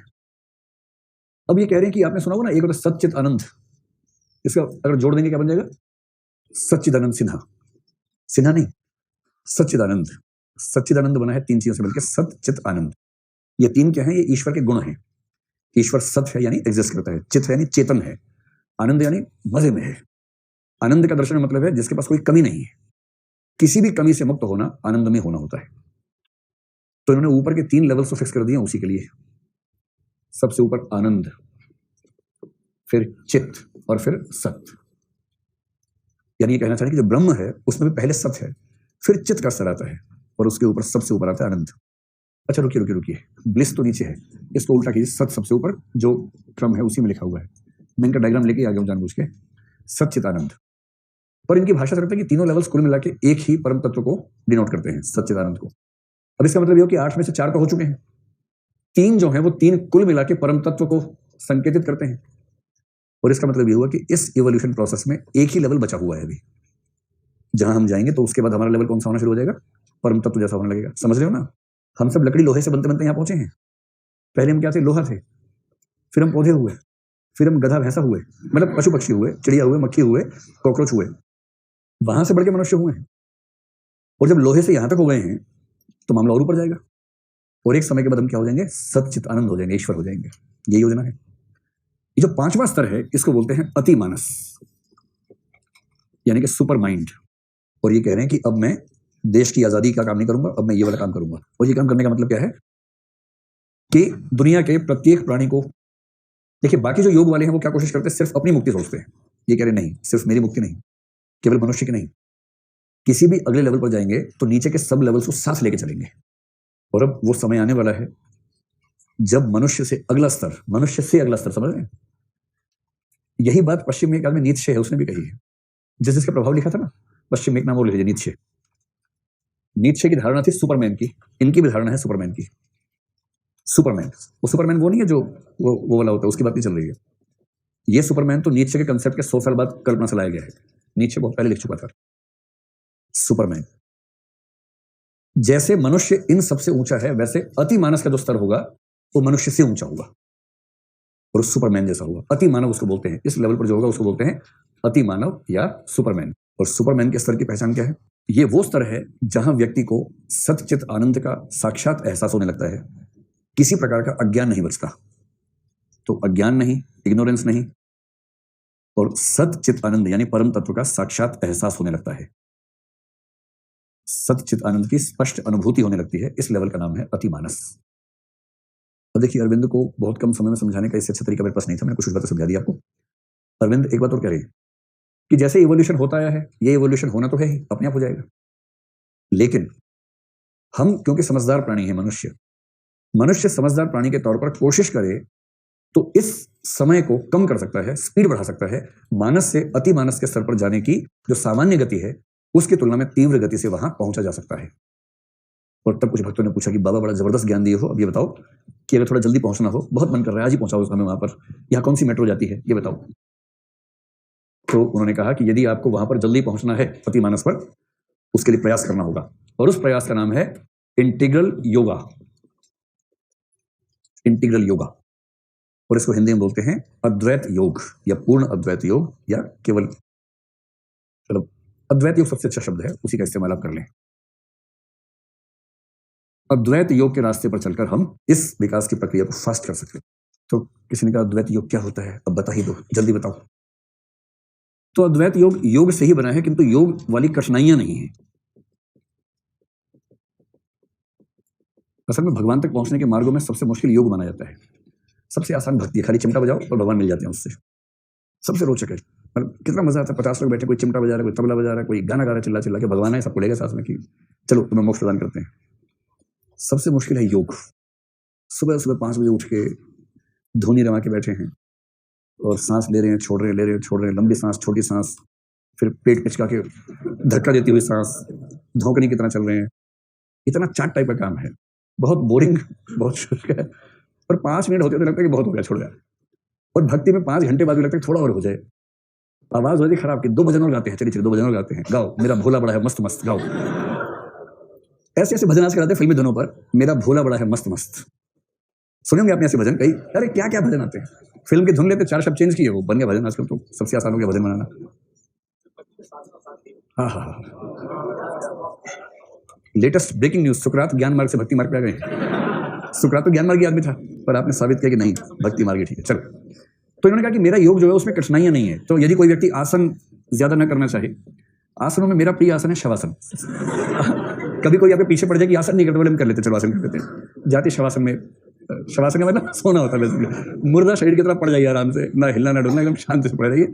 और कोई उठाए बोलिए टोको मत, 8 घंटे का शवासन कर रहा हूँ, टोको मत बिल्कुल। और दूसरा है प्राणायाम, ये मत करना, ये मुश्किल होता है। तो ये कह रहे कि आसन ना करो, प्राणायाम ना करो, कोई बात नहीं, इस सबसे कोई दिक्कत नहीं है। क्या करना है? ईश्वर में अटूट निष्ठा रखनी है। ये बहुत मुश्किल काम नहीं होता, निष्ठा रख लो, क्या दिक्कत है? ईश्वर में अटूट निष्ठा रखनी है, उसका लगातार ध्यान चिंतन मनन करते रहना है। और उसके बाद मतलब अपने भीतर ये एहसास कि मैं आध्यात्मिक जगत में जाने वाला हूं, ये करना है। अच्छा, इसमें ना खास चीजें क्या है इंटीग्रल योग में, जो नयापन है, 2-3 बातें आप नोट कर लीजिए, उसी से इनका एथिक्स बहुत प्रभावित है। हम सीधे आते हैं कि इसमें नया क्या क्या है। देखो, पहली बात है कि शंकर ने कहा था कि प्रकृति मिथ्या है, जगत मिथ्या है, प्रकृति मिथ्या है। एक सांख्य दर्शन है, सांख्य दर्शन भी प्रकृति को गौण मानता है, प्रकृति नाम रखता है, उसको जड़ मानता है। जबकि ये वो व्यक्ति हैं जो कहते हैं कि हम अपने इवोल्यूशन में प्रकृति को साथ लेकर चलेंगे, प्रकृति के साथ विकास। अगर मोदी जी को पता लग जाए तो पूरी दुनिया को बता दें कि इवोल्यूशन केवल मनुष्य का नहीं होना है, मनुष्य के साथ साथ संपूर्ण नेचर का भी होना है, एनिमल्स का भी होना है, सबका होना है। एक तो इनका ये मामला है। दूसरा, जो मैंने पहले कहा कि योग दर्शन जो था वो बहुत कठिन था, इन्होंने इसको आसान बना के क्या कर दिया, सबके लिए सुलभ कर दिया। सबका साथ, सबका विकास, मतलब सब अगले स्तर पर जाएंगे, केवल कुछ लोग क्यों जाए, सब सुपरमाइंड के लेवल पर जाएंगे। बस ये 1-2 बातें बोल दीजिए, हो गया। कितना पढ़ेंगे अरविंद को, बहुत हुआ। अरविंद का तो सबसे महत्वपूर्ण है ना उनका शिक्षा दर्शन है। आज भी ऐसे कई स्कूल चलते हैं भारत में, भारत के बाहर भी, जो अरविंद की एजुकेशनल फिलोसफी पे टिके हुए हैं। और अरविंद कहते हैं कि किसी बच्चे का सही विकास करना हो तो केवल, अभी हमारे स्कूलों में क्या होता है, रटवा दिया, बहुत को गणित सिखा दिया, सिर्फ बौद्धिक विकास से क्या होगा जब तक क्रिएटिव, स्पिरिचुअल और इंटेलेक्चुअल डेवलपमेंट ना हो। आप एक अंतिम योगदान का लिख लीजिए कि अद्वैत योग शिक्षा के क्षेत्र में इस बात पर जोर देता है कि व्यक्ति के 3 विकास होने चाहिए, एक है स्पिरिचुअल, एक है इंटेलेक्चुअल और तीसरा है क्रिएटिव। स्पिरिचुअल, इंटेलेक्चुअल और क्रिएटिव, जिसमें ये तीनों चीजें विकसित होंगे ना, हिंदी में क्या बोलेंगे, स्पिरिचुअल को आध्यात्मिक, इंटेलेक्चुअल को बौद्धिक और क्रिएटिव को रचनात्मक। जिसमें ये तीनों चीजें विकसित होंगी, उसमें जो बात आएगी वो बात सबसे अलग होगी। ये चाहते हैं। अब मुझे एक प्रश्न का जवाब दीजिए, 150 शब्द लिख लेंगे बस। आपको ऐसा लग रहा है कि मैंने ज्यादा पढ़ा दिया, कम पढ़ाना चाहिए था? अगर लग रहा तो विवेकानंद जी आ रहे, जल्दी बता दो, कम कर देंगे। चलो, आज विवेकानंद, उसके बाद एक जो दक्षिण भारत का है, तिरुक्कुरुल, स्वामी विवेकानंद। हाँ बोलो भाई, ज्यादा महत्व आध्यात्मिक का ही है। मतलब वेदांत का आदमी स्वाभाविक सी बात है कि आध्यात्मिक सबको ऊपर रखेगा। कभी ऐसा हुआ कि मेडिटेशन किया और ध्यान लग गया हो आपका? आप में से कितने लोगों ने मेडिटेशन की कोशिश की है कभी ना कभी? वाह, मेरा मन कमंडलमय हो गया एकदम, वाह। और आप में से कितने लोगों को ध्यान का सुख मिला कि ध्यान लग गया? अरे बाप रे बाप, गुड, वेरी गुड, सच में। एक बार फिर से बताओ, कितने लोगों को अनुभव हो चुका है मेडिटेशन का ठीक ठाक? मतलब मैं इसलिए कह रहा हूँ कि मैंने सुना था कि ऐसे लोगों के चेहरे पे चमक आ जाती है, पर जैसा दिख नहीं रहा कहीं में। फिर मुझे लगता है कि उसके बाद भी यही हाल है तो मैं ऐसे ठीक हूँ, फिर ऐसी क्या खास बात है ना? सुना था मैंने। लेकिन हाँ, अगर आप ध्यान कर पाते हैं तो बहुत फायदे की बात है। बाकी सब फायदे अपनी जगह हैं। इसका सबसे अच्छा एक फायदा ये कि आप बहुत कम घंटे सोकर बहुत स्वस्थ जीवन जी सकते हैं। मतलब ऐसा कहते हैं कि ध्यान का सबसे अच्छा मतलब पता है क्या? अगर आप मेडिटेशन ध्यान से करेंगे तो अक्सर नींद आ जाएगी आपको, देखिएगा। सबसे बड़ी जो दिक्कत, जैसे मैं तो सो ही जाता हूँ हमेशा, आप ध्यान, अच्छा लेट के ध्यान करोगे तो और मुश्किल है। बैठ के तो फिर भी स्कोप है कि आप जागे रहें। अगर ऐसे भी तो ध्यान आता है ना कि आप सो के ध्यान करो, लेट के ध्यान कर रहे हैं, बाकी लोग ध्यान करवा रहे हैं, आप चले गए अंदर। अच्छा, योगी लोग बोलते हैं कि योग निद्रा में है, इसका नाम योग निद्रा है। मतलब नींद का भी उन्होंने थोड़ा अच्छा नाम दे दिया, योग निद्रा। लेकिन ये बात सही है कि अगर आप उस तरह की नींद में चले जाए, सुषुप्ति बोलते हैं उस नींद को। सुषुप्ति का मतलब ऐसी नींद जिसमें सपना भी नहीं आता है, जिसमें लगभग जड़ पदार्थ हो जाता है व्यक्ति, केवल श्वसन बचता है, श्वसन छोड़ के बाकी कोई क्रिया दिमाग के सर पे नहीं होती है, समाधि के नजदीक। और ऐसा कहते हैं कि उस लेवल की नींद अगर आप 3-4 घंटे ले लेते हैं तो सामान्य नींद 7 घंटे के बराबर होती है। इसलिए आप कुछ ऐसे लोगों को देखेंगे जो बहुत कम सोते हैं और हमेशा तरोताजा रहते हैं। हो सकता है हो सकता है, सही बात है ना, वो भी हो सकता है। कोई भी ऐसा जो भी व्यक्ति ध्यान की दुनिया में होगा वो ऐसा कर सकता है? सदगुरु, हाँ वो भी हो सकता है, जो भी हो सकता है। तो ट्राई कीजिए उसको। वैसे ध्यान करना हो तो सबसे अच्छा तरीका है श्री श्री रविशंकर, उनका एक तरीका है सुदर्शन क्रिया, सबसे आसान तरीका ध्यान करने का, दुनिया का सबसे आसान तरीका है, ट्राई कीजिए। उससे तो लगभग सबका हो जाता है। मैं ग्रुप में था, सीख रहा था, 50 लोग थे, 49 का हो गया, मेरा नहीं हुआ उस दिन। बाकी सब ध्यान में चले गए, मैं सबको देख रहा था कौन कहाँ चला गया, क्योंकि दिमाग शक करने वाला मेरा है ना, तो इस वजह से हो नहीं पाता। चलिए अब आइए स्वामी विवेकानंद पर आ जाइए। 50 लोग ध्यान सीख रहे हैं, मैं भी उनमें एक हूँ। सिखाने वाला कुछ ज्ञान की बातें कर, दर्शन के साथ में सिखा रहा है, मुझे उसकी बातों पर शक हो रहा है। मैं कह नहीं, ये तो नहीं लिखा उपनिषद में, तो गलत सूत्र ये तो नहीं है, मेरे दिमाग में ये सब चल रहा है। फिर कार्यक्रम शुरू हुआ जिसको वो सुदर्शन क्रिया कहते हैं, वो लेट के करवाते हैं और सब चले गए ध्यान में। एक तो लड़की थी, लगा मर गई वो, तो लगता है सब ध्यान से बाहर निकल गए, आधा घंटा हो गया वो हिल नहीं रही है। अंत में लोग घबरा गए, पुलिस केस ना बन जाए। फिर पानी वानी मारा उसके ऊपर, तब जाके वो उठी, तब हुआ कि हाँ वो किसी मल्टीनेशनल कॉर्पोरेशन में बड़ी कुछ पद पे थी। नींद थी, पता नहीं क्या था, कैसा ध्यान हुआ उसको, अजीब टाइप। चलो स्वामी विवेकानंद, स्वामी विवेकानंद का नाम 2 शब्दों से मिलकर बना है। ये वो शब्द है जो अमेरिकी राष्ट्रपति नहीं बोल पाए पर आप बोल पाते हैं, और इस शब्द से साबित होता है कि आप उससे बेहतर व्यक्ति हैं। स्वामी विवेकानंद। चलिए, विवेकानंद जी जो हैं, इनका बचपन का नाम वही था जो दुनिया के सबसे महान व्यक्तियों का होता है, बाल नरेंद्र। छोटे थे इनको बाल नरेंद्र कहते थे, आजकल किसी और को बोलते हैं। तो बंगाल में, वही सब बंगाल में हुआ उस दौर में, ये बंगाल में हुआ। नरेंद्र दत्त नाम था, दत्ता बल्कि, बंगाल में हुए। बचपन से ही ज्ञानी बनने का शौक था इनको। तो गुरु की खोज करते करते किसी ने बताया कि वहां एक अजीब से व्यक्ति रहते हैं, उनसे मिल लो। उनका नाम था रामकृष्ण परमहंस। तो कहानी प्रसिद्ध हो गई। ये उनके पास गए, नॉक किया। रामकृष्ण बोले कौन है? बोले यही तो जानने आया हूँ कि कौन हूँ। बोले आजा बेटा, ऐसे लोग चाहिए हमें भी ऐसे लोग चाहिए, आ जाओ। फिर अंदर गए और उसके बाद शिष्य हुए, उनके साथ रह के सीखा, खूब दर्शन सीखा। और बाद में रामकृष्ण जी के नाम पर रामकृष्ण मिशन, एक रामकृष्ण मठ और एक रामकृष्ण मिशन की स्थापना की, जो आज तक भी ठीक तरीके से काम करता है, बहुत बढ़िया से काम करता है। इनकी असली प्रसिद्धि हो गई 1893 में। ये मैं इसलिए बता रहा हूँ कि एमपी में सवाल आता है इस तरह का।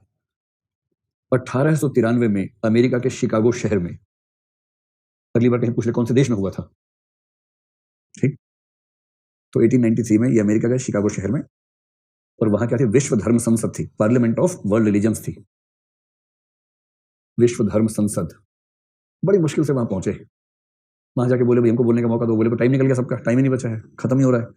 बड़ी रिक्वेस्ट है, देखो भारत से आया हूँ, पूरा भारत का प्रतिनिधि हूँ, मुझे बोलने का मौका दो। अंत में संयोजक ने कहा देख भाई टाइम ज्यादा नहीं है, 2 मिनट का समय दे रहे हैं, उससे ज्यादा मत बोलना, माइक ऑफ कर देंगे, पीछे से ध्यान रखना, 2 ही मिनट है। तो बोले ठीक है, मैं 2 ही मिनट में प्रयास करूंगा कि हिंदू धर्म का सार समझा दूं। हिंदू धर्म का सार जिंदगी में समझ में नहीं आता, 2 मिनट में क्या समझाएगा। पर संयोग क्या बना, देखिए कमाल कर दिया। इन्होंने जाके एक ही वाक्य बोला, कहते हैं कि तालियां इतनी बजी कि कई मिनट तक बजती रही, लोग खड़े हुए कि ऐसा कभी सुना ही नहीं था। इतना ही बोला था, sisters and brothers of America. वो लोग पगला गए कि अरे सिस्टर्स एंड ब्रदर्स कैसे बोला। बाकी लोग बोलते थे gentleman, gentle ladies, my dear friends. ये बोल रहा sister and brothers of America, क्या बात है। जिसको भाईचारा कहते हैं। भाईचारा से बिहार का चारा मत सोचिएगा, अलग है। भ्रातृत्व, फ्रेटर्निटी, ब्रदरहुड, कि दुनिया के सब लोग भाई बहन हैं, मतलब एक आध छोड़ के बाकी सब भाई बहन हैं। ये वाला जो भाव कहने के लिए होता है, ये भाव किसी धर्म के व्यक्ति ने ठीक से एक्सप्रेस कर दिया कि अमेरिका के सब लोग मेरे बहन और भाई के रूप में। और लोग सुना, चौंक गए, आपसे देखा एक दूसरे को, बोले क्या बात है, ताली बजानी शुरू की। शुरू तो एक ही आदमी करता ताली बजाना, फिर सबको लगता है हाँ सही बात है, बजाओ। इतनी तालियां बजी, इतनी बजी, 2 मिनट तो उसी में खत्म हो गए। फिर संयोजक जी आए, बोले सुपर हिट जा रहा है, आप और बोलिए थोड़ा सा, आप और बोलिए। उसके बाद उन्होंने भाषण दिया और अमेरिका में प्रसिद्ध हो गए, बहुत प्रसिद्ध हो गए। अमेरिका की समृद्धि देख के दुखी होते थे, मतलब इसलिए कि उनका क्यों हो गया, भारत के पास क्यों नहीं, ये भाव। फिर तो प्रसिद्ध कथाएं बन जाती हैं। उसके बाद एक कथा बन गई कि ये तो अपना योगी जी वाली ड्रेस में थे वहां पर, जो आदित्यनाथ जी पहनते हैं वैसी वाली, भगवा वस्त्र, क्या बोलते हैं उसको, चोगा नहीं, गेरुआ तो रंग हुआ ना, उस कपड़े का नाम क्या होगा, चोगा। हाँ, तो गेरुआ चोगा पहन के अमेरिका में घूम रहे थे। अच्छा, किसी देश में वहां से अलग टाइप का कुछ पहन के घूमने के लोग देखेंगे तो सही, आपको विशेष रूप से देखेंगे और दिखाएंगे भी कि देखो देखो देखो ऐसे करके दिखाते हैं। तो उसके बाद 3-4 गुंडे मवाली इकट्ठे हुए अमेरिका वाले, इनको चिढ़ाने लगे, छेड़ने लगे, कैसे कपड़े पहने हुए हैं ये वो, इस तरह से। फिर इन्होंने एक वाक्य ऐसा बोला, लोग कहते हैं क्या बोला था, उनकी भी आंखें खुल गई तुरंत। विवेकानंद बोले you are from a country where tailor makes a man gentle and I am from a country where character makes a man gentle. उन्होंने बोला था कि मैं एक ऐसे देश से हूं जहां चरित्र व्यक्ति को महान बनाता है, और तुम उस देश से हो जहां दर्जी व्यक्ति को महान बनाता है। तुम कपड़ों में महानता ढूंढते हो, हम चरित्र में महानता ढूंढते हैं। आज तक तालियां पिट रही हैं, जैसे भी यहाँ पिट गई ना। अब एग्जैक्टली पता नहीं कि हुआ था कि नहीं हुआ था, या थोड़ा दाएं में हुआ था, जैसे भी था, लेकिन ये बात अच्छा आपके सामने की बात है। तो प्रसिद्ध बात है कि ऐसा हुआ।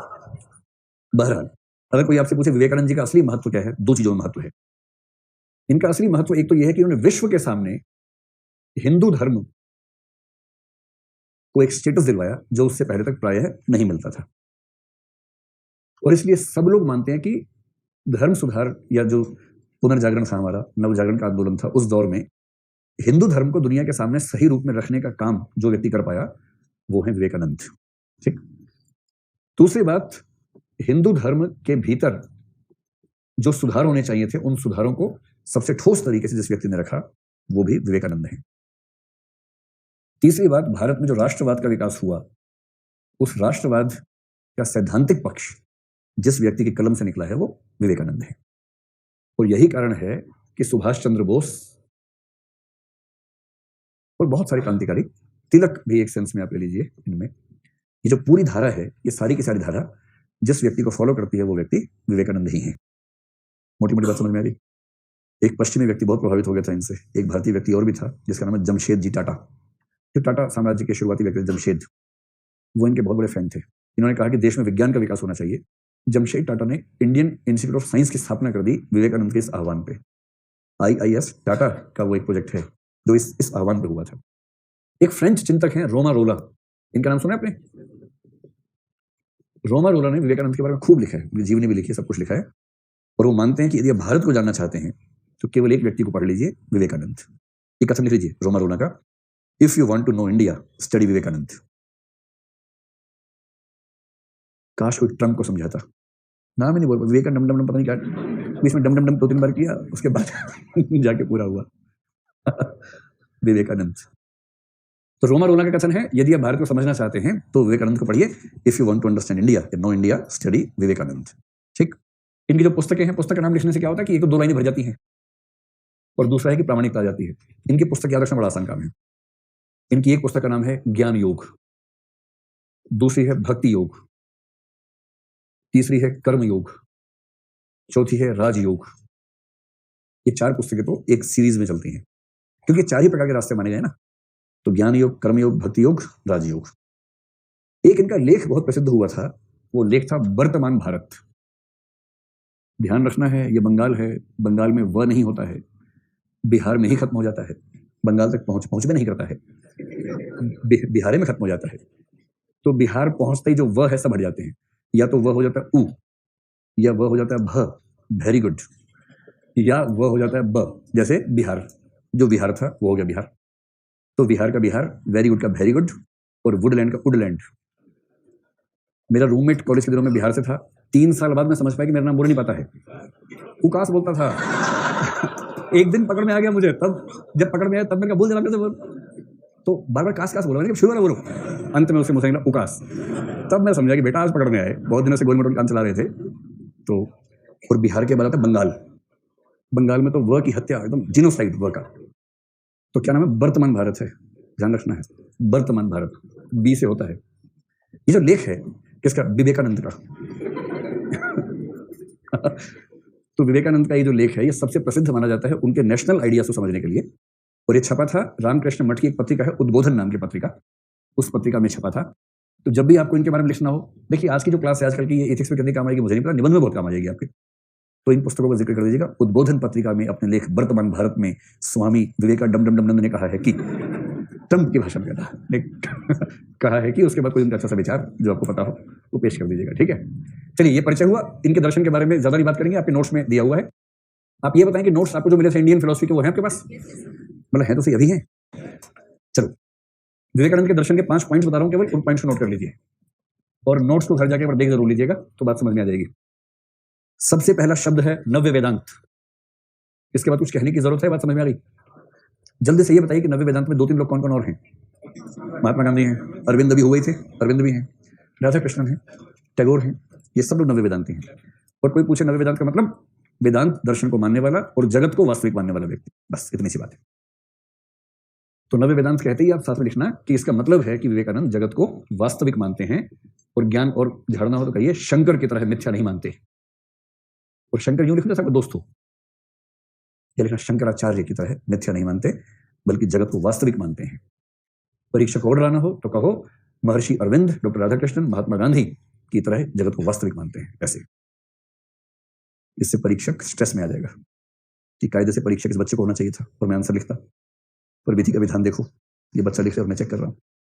दूसरी बात, ये वही बात कह रहे हैं जो आगे चलकर दीनदयाल उपाध्याय ने कही, हर राष्ट्र का एक स्वभाव होता है।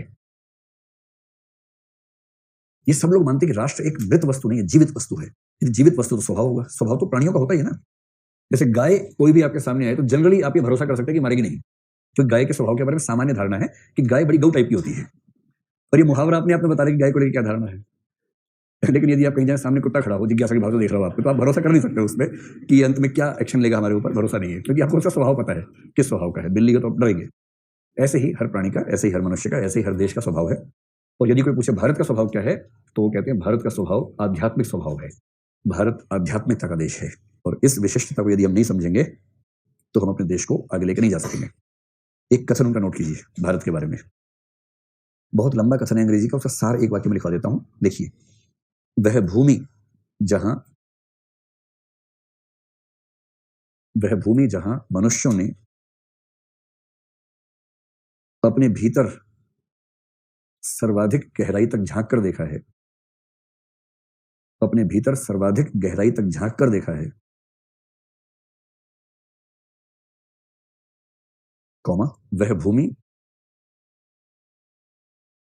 जो आध्यात्मिक चिंतन के सर्वोच्च बिंदु तक पहुंची है, वह भारत है। जो आध्यात्मिक चिंतन के सर्वोच्च बिंदु तक पहुंची है, फिर डैश लगा के लिखिए, वह भारत है। फिल्मों में मनोज कुमार और चिंतन में विवेकानंद, टेम्परामेंट सेम है। जब जीरो दिया मेरे भारत ने, लोग कह रहे हैं जीरो तो दिया है, नहीं, जीरो दिया है, जीरो नहीं दिया है, जीरो दिया है। अंतर समझ रहे हैं या आपको रिपीटेशन लग रहा है इस बात में? तो मनोज कुमार की फिल्मों में एक थीम हमेशा रहती है कि बस पूरब और पश्चिम में दिखा देना है कि पूरब पूरब ही होता है, पश्चिम में वो बात नहीं है। तो जब हमने जीरो दिया तब दुनिया को गिनती आई थी, उसके पहले कहां आई थी, ये वाला भाव। फिर दूसरी बात क्या है कि जो अपना स्वभाव है ना आध्यात्मिक, उसको बचा के रखना है, अंध पश्चिमीकरण से बचना है। ये बात महात्मा गांधी ने भी कहा था कि मैं अपने घर की खिड़कियां खोल के रखूंगा किंतु दरवाजे बंद रखूंगा ताकि हवा मेरे घर से गुजरे पर हवा या आंधी मेरे घर को उखाड़ ना दे। ठीक, ये भी कह रहे हैं एक बार, क्या कह रहे हैं लिखिए, इनका कथन लिखिए, अंध पश्चिमीकरण से बचने की नसीहत दे रहे हैं। देखिए, पश्चिमी सभ्यता, भाई टाइडल वेव को हिंदी में क्या बोलेंगे? ज्वारीय पवन, उससे तो लगा भूगोल का आंसर हो गया, ज्वार भाटा। टाइडल एनर्जी नहीं है भाई, टाइडल वेव है। ऐसा अनुवाद तो फिर यूपीएससी करती है, फिर क्या अंतर बचेगा? अगर आप कहेंगे पश्चिमी सभ्यता की ज्वारीय तरंग भरक, क्या आ गया, इसको लिखो तूफानी हवा या तेज आंधी, ऐसा लिखिए ताकि भाव आना चाहिए ना। सैलाब भी ठीक है, वो पानी का होता है, लेकिन हवा की बात है। कभी सुना कि हवा का सैलाब आ गया? चलिए लिखिए, पश्चिमी सभ्यता, क्या लिखे?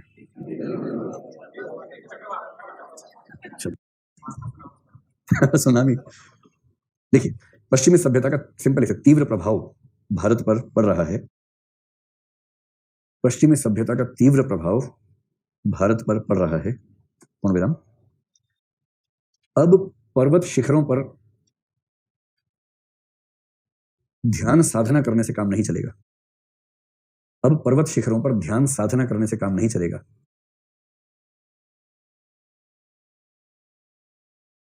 यह समय अपनी संस्कृति को बचाने के लिए कठोर कर्मयोग का समय है। यह समय अपनी संस्कृति को बचाने के लिए कठोर कर्मयोग का समय है।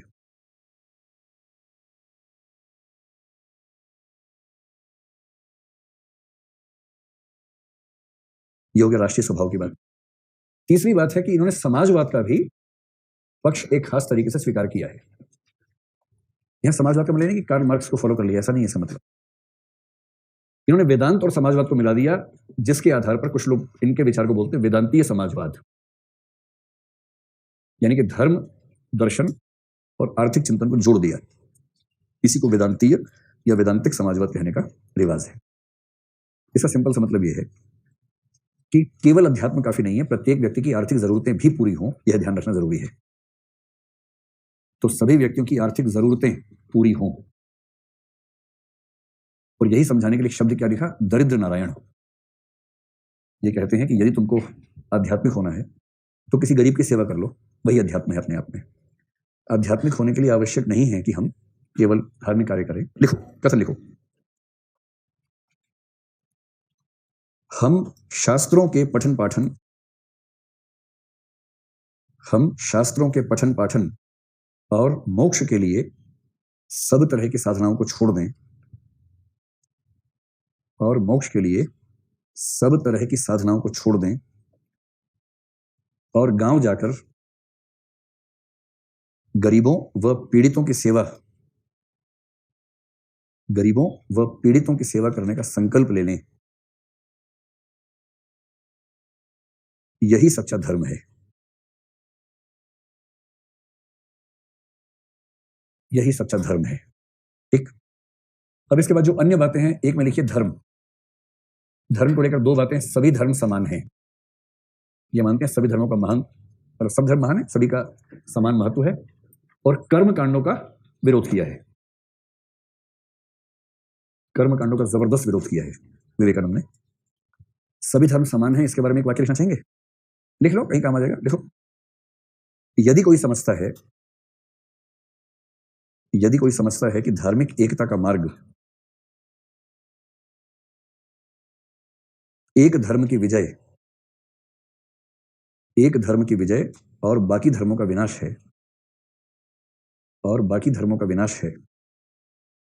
तो मैं उससे कहूंगा कि बंधु, तुम्हारी यह आशा कभी पूरी नहीं होगी।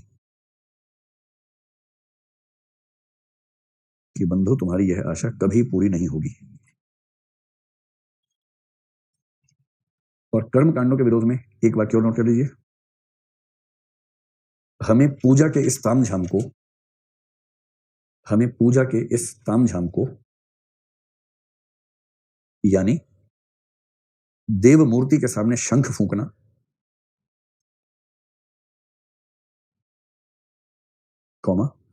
घंटी बजाना, शंख फूंकना, घंटी बजाना और आरती करना छोड़ देना चाहिए।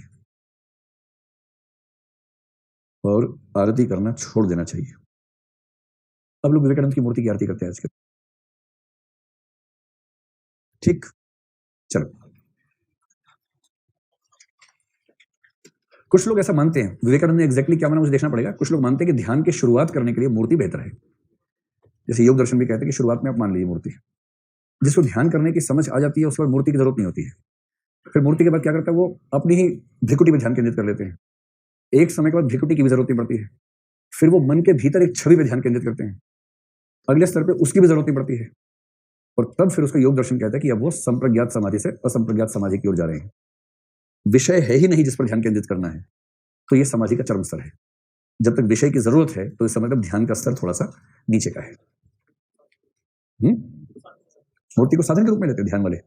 शुरू में क्या कहते हैं कि कोई पत्थर है, मूर्ति है, इसमें ध्यान केंद्रित करो, आंखें खोल के ध्यान से इसको देखो, कुछ और ना दिखे, तो वो होता है। उसमें कई लोग भंगे हो जाते हैं उस चक्कर में। नहीं होते, आप कीजिए, अभ्यास कीजिए, अच्छी चीज है वो, खूब सीखिए। चलिए, वेदांतिक सोशलिज्म हो गया, धर्म हो गया। वैसे तो काफी है, एक लाइन में 3-4 बातें लिखिए। जाति प्रथा का विरोध।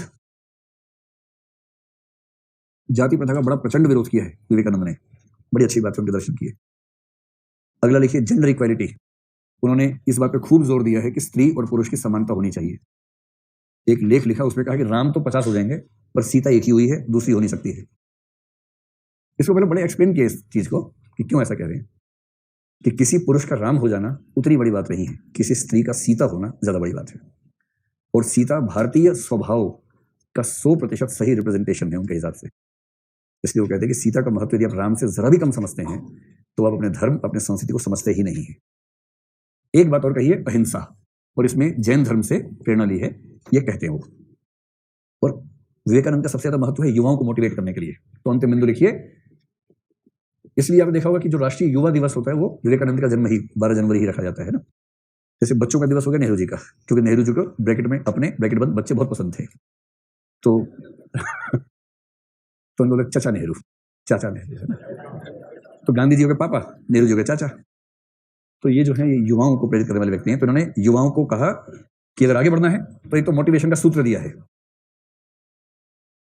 और फिर कहा कि खाली मोटिवेशन से नहीं होता, उसके लिए चरित्र निर्माण करना होता है। तो चरित्र निर्माण के 5 सूत्र दिए हैं कि बस ये 5 काम कर लो, पूरा हो जाएगा।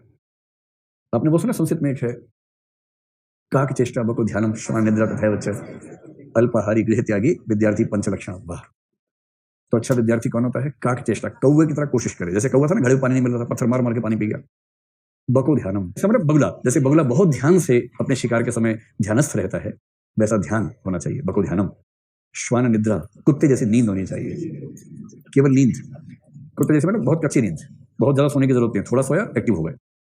जब कुत्ता सो रहा होता है ना, खट से आवाज आती है, खट से उठ जाता है, और उठने के बाद ऐसे नहीं लुंज पुंज नहीं चलता है, वो पूरी एनर्जी के साथ चलता है कि नींद खुली तो नींद खुल गई। तथा बच्चा, ये सब तो हैं और भी हैं। और उसके बाद क्या कह रहे हैं? अल्पाहारी, कम भोजन करने वाला। तब नहीं जब मिल ही कम रहा हो, जब ज्यादा मिल रहा हो तब भी कम भोजन करने वाला। गृह त्यागी, घर को छोड़ देने वाला, लेकिन अकेले घर छोड़ने वाला। अल्पाहारी गृह त्यागी विद्यार्थी पंचलक्षणम। जैसे धर्म का था ना, दशकम धर्म लक्षणम, ऐसे ही विद्यार्थी पंचलक्षणम। तो अच्छे विद्यार्थी के 5 लक्षण है, जिनमें से मेरे ख्याल से 4 तो सूट कर रहे होंगे आपके ऊपर, कम से कम कोई भी 4 तो कर रहे होंगे। जैसे आप लोग अल्पाहारी हैं, घर छोड़ के ही आए हैं, गृह त्यागी हैं, काक चेष्टा करते हैं, बको ध्यान में ही तरह कंसंट्रेशन से पढ़ते हैं क्लास में, और श्वान निद्रा, वो थोड़ा मुश्किल है। नींद बहुत आती है। चलो, मोटिवेशन का जो सूत्र इनका है ना, सुना होगा आपने, उत्तिष्ठत जागृत प्राप्य वरा निबोधत। अगर परीक्षा में याद ना रहे क्या था तो हिंदी में लिख देना, उठो जागो और तब तक चलते चलो जब तक मंजिल हासिल ना हो जाए। Rise awake and move until the, क्या था पता नहीं, until you achieve your success point, ऐसा कुछ। संस्कृत में बोलते हैं उत्तिष्ठत जागृत प्राप्य वरा निबोधत। याद नहीं हो पाएगा तो हिंदी में लिखो, उठो, लिखो नहीं, उठो जागो और तब तक चलते चलो जब तक मंजिल हासिल ना हो जाए। कितना मोटिवेटिंग सी लाइन है, लेकिन साथ में 5 सूत्र जो दिए ना वो थोड़ा मुश्किल है। 5 में कॉमन फैक्टर है आत्म, तो मैं आत्म ऐसे लिख देता हूँ ब्रैकेट में, ये 5 पे लागू हो जाएगा। पर परीक्षा में ऐसे मत लिख के ना, परीक्षा में 5 में लिखना है, मैं लिख ही देता हूँ, छोड़िए ना। पहला है आत्मविश्वास, तो अपने भीतर क्या विकसित करना है? सेल्फ कॉन्फिडेंस, आत्मविश्वास, वो तो आपके अंदर ठीक ठाक है। दूसरा है आत्मनिर्भरता, यानी पापा से मम्मी से पैसे नहीं मांगने हैं, और इमोशंस के मामले में भी किसी पे टिक नहीं जाना है, रोते पीटते ये नहीं, अपने ऊपर डिपेंडेंट रहना है। कोई इमोशनली परेशान करे, दबाव में नहीं आना है, भाड़ में जा, आत्मनिर्भर, बस। तीसरा है आत्मज्ञान। आत्मज्ञान का मतलब अपने बारे में ठीक एक सेल्फ परसेप्शन होना चाहिए। ये नहीं कि लोग मजे ले रहे हैं, हम समझ भी नहीं पा रहे कि मजे ले लिए, ऐसा ना हो। सेल्फ परसेप्शन ठीक होना चाहिए। मैंने कई कवियों को देखा बुरे हाल में, 3-4 लोग मजे ले रहे कि अरे कविता सुनाइए, कविता सुनाइए, कह रहे अच्छा सुनाते हैं, सुनाइए, अरे वाह वाह वाह वाह। इन चारों को पता है कि गधा बना रहे, वो नहीं समझ पा रहा, उसको लग रहा है कि महान कवि की पहचान महान समीक्षक नहीं होती है। देखिए आज पहली बार मिले हैं महान समीक्षक में। सबसे बुरी स्थिति उस व्यक्ति की जिसके लोग मजे ले रहे हैं और उसको पता नहीं चल रहा कि मेरे मजे लिए जा रहे हैं, और उसको लग रहा है कि सीरियसली बहुत तारीफ हो रही है मेरी। बहुत बहुत दुखद स्थिति होती है ऐसे लोगों की, तो ऐसा ना हो। चौथा आपके अंदर है पहले से, उसको बोलते हैं आत्म संयम। संयम के साथ रहना, चाहे सामने 3 समोसे हो लेकिन आधा ही खाना, क्योंकि उतना ही ठीक है। चाहे अच्छे परांठे बटर चिकन रखा हो, लेकिन क्योंकि वो ठीक नहीं है तो ना खाना उसको, इसको बोलते हैं आत्मसंयम। और 5वां है आत्मत्याग। इसका मतलब होता है कि अपने स्वार्थों का त्याग समाज के हित में, परिवार के हित में। तो जब परिवार का हित हो तो अपने हितों का त्याग कर देना, देश का हित हो अपने हितों का त्याग कर देना, इसको बोलेंगे आत्मत्याग। इसके साथ ही स्वामी विवेकानंद को भी हमने पढ़ लिया, ठीक है। अब देखो 3 चिंतक करने हैं हमें, आपकी चॉइस है, आप कहीं नहीं करना तो नहीं करते, एज यू विश। मैं आपको बता देता हूँ मैं क्या क्या सोच रहा हूँ कि 2 मिनट में टैगोर के बारे में 4 शब्द लिख लेते हैं, कभी आ ही जाए तो 4 शब्द लिख के आ जाइए, चारों के बारे में वाक्य लिख के आ जाइएगा। फिर मैं सोच रहा हूँ कि तिरुक्कुरल के बारे में 4 शब्द लिखवा देता हूँ, और अंतिम है गीता में एक शब्द है लोक संग्रह, जो आर्य से पूछ लिया है वो क्या होता है, आप चाहें तो बता देता हूँ। आप इतना ही कह रहे हैं तो बता देता हूँ, पर कोई बात नहीं। अब बाल हट के सामने कौन नहीं झुकता है। चलो अब जल्दी से देखो टैगोर, 4 शब्द। टैगोर के बारे में सबसे पहला शब्द लिखो नव्य वेदांत। अच्छा ऊपर लिखो बंगाल। सब बंगाल में हुए महान चिंतक देखिए। नव्य वेदांत, नव्य वेदांत प्लस रहस्यवाद, रहस्यवाद का मतलब होता है, यहां इसका मतलब है जो व्यक्ति जगत के कण कण में ईश्वर को देखता हो। तो रहस्यवाद के ब्रैकेट में लिखिए जगत के कण कण में ईश्वर। इधर भी खुदा है, उधर भी खुदा है, जिधर देखता हूं खुदा ही खुदा है। जब ये भाव मन में आने लगे तो आप समझ जाइए कि ये व्यक्ति हो गया है रहस्यवादी हो गया है। तीसरी बात, वे मानवतावादी थे। मानवतावादी का मतलब देखो, मानववाद और मानवतावाद में अंतर होता है। जो मानववाद का सही मतलब है वो व्यक्ति केवल मनुष्य पर ध्यान देता है। मानवतावाद मनुष्य के साथ साथ अन्य प्राणियों पर भी ध्यान देता है। मनुष्य केंद्र में, लेकिन बाकी प्राणी भी चिंता के हिस्से होते हैं। यानी मानव तो केंद्र में है ही, किंतु अन्य प्राणी भी उसकी चिंता में शामिल होते हैं। अन्य प्राणी भी उसकी संवेदना में शामिल होंगे। ऐसे व्यक्ति को बोलते हैं मानवतावादी। जैसे महात्मा गांधी मानवतावादी है, जैसे बुद्ध मानवतावादी है, महावीर मानवतावादी है, ऐसे ही टैगोर भी मानवतावादी है। जो मानवतावादी होता है उसकी एक विशेषता होती है, धर्म, नस्ल, लिंग, जाति, इनमें से ऐसी कोई भी चीज जो मनुष्य को बांटती है वो उन सबको खारिज करता है। इसलिए टैगोर मानवतावादी है, इसमें निहित है कि उनको धर्म, नस्ल, लिंग, जाति इन सब में रुचि एकदम नहीं है। हर मनुष्य समान है। और जो पक्का मानवतावादी होता है उसकी लिस्ट में एक चीज और शामिल होती है, राष्ट्र। उसे फर्क ही नहीं पड़ता कि भारत का आदमी है कि पाकिस्तान का आदमी है, दोनों मनुष्य हैं, इतना ही काफी है। और जो राष्ट्र को भी मनुष्यों को बांटने वाली साजिश मानेगा वो राष्ट्रवादी होगा या अंतरराष्ट्रवादी होगा। इसलिए अगली बात ध्यान रखनी है कि जो टैगोर हैं अंतरराष्ट्रवादी चिंतक हैं, न कि राष्ट्रवादी चिंतक हैं। स्पष्ट हुआ? आप में से कुछ लोग ध्यान से देख रहे हैं, गलत लिख दिया है। ये कैसे लिख दिया है? ये सही है, गलत नहीं है। ये इंटरनेशनल के अनुवाद में र पूरा ही आना चाहिए। अधिकांश लोग ऐसा नहीं करते हैं, लेकिन अब समझाऊंगा नहीं, टाइम निकल जाएगा हमारा। अभी समझिए कि अंतरराष्ट्रवादी सही लिखा हुआ है। आप वैसा लिखेंगे तो भी ठीक है, कोई दिक्कत नहीं है। आपको बहुत मन कर रहा होगा कि मैं ऐसे कर दूं इसको, ये भी ठीक है, कोई दिक्कत नहीं है। ये दरअसल गलत है पर चलन में है इसलिए ठीक मान लिया गया है, पर भाषा के नियम से गलत है। वो ज्यादा सही है तो आप वही लिखो, जो साथ में लिखो ये ज्यादा सही है। ठीक है। अंतिम बात है, प्रकृति से सीखने पर बल। प्रकृति में सीखने पर बल, प्रकृति से सीखने पर बल।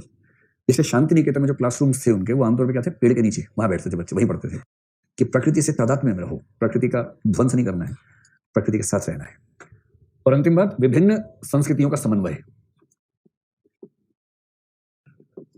कि भारत हो, पश्चिम हो, हर संस्कृति का अच्छा अच्छा हिस्सा लो, उनका समन्वय करके एक वैश्विक संस्कृति हो, हम उसको फॉलो करें। इस तरह की बात टैगोर ने कही है। टैगोर हो गए, देखो। अब अगला चिंतक,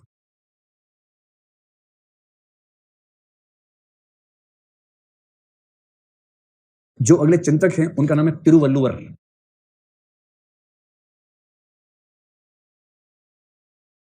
तिरुवल्लुवर। जैसे ही आप जाएंगे दक्षिण में, तमिलनाडु और केरल में, वहां त और थ के बीच में था आना शुरू हो जाता है।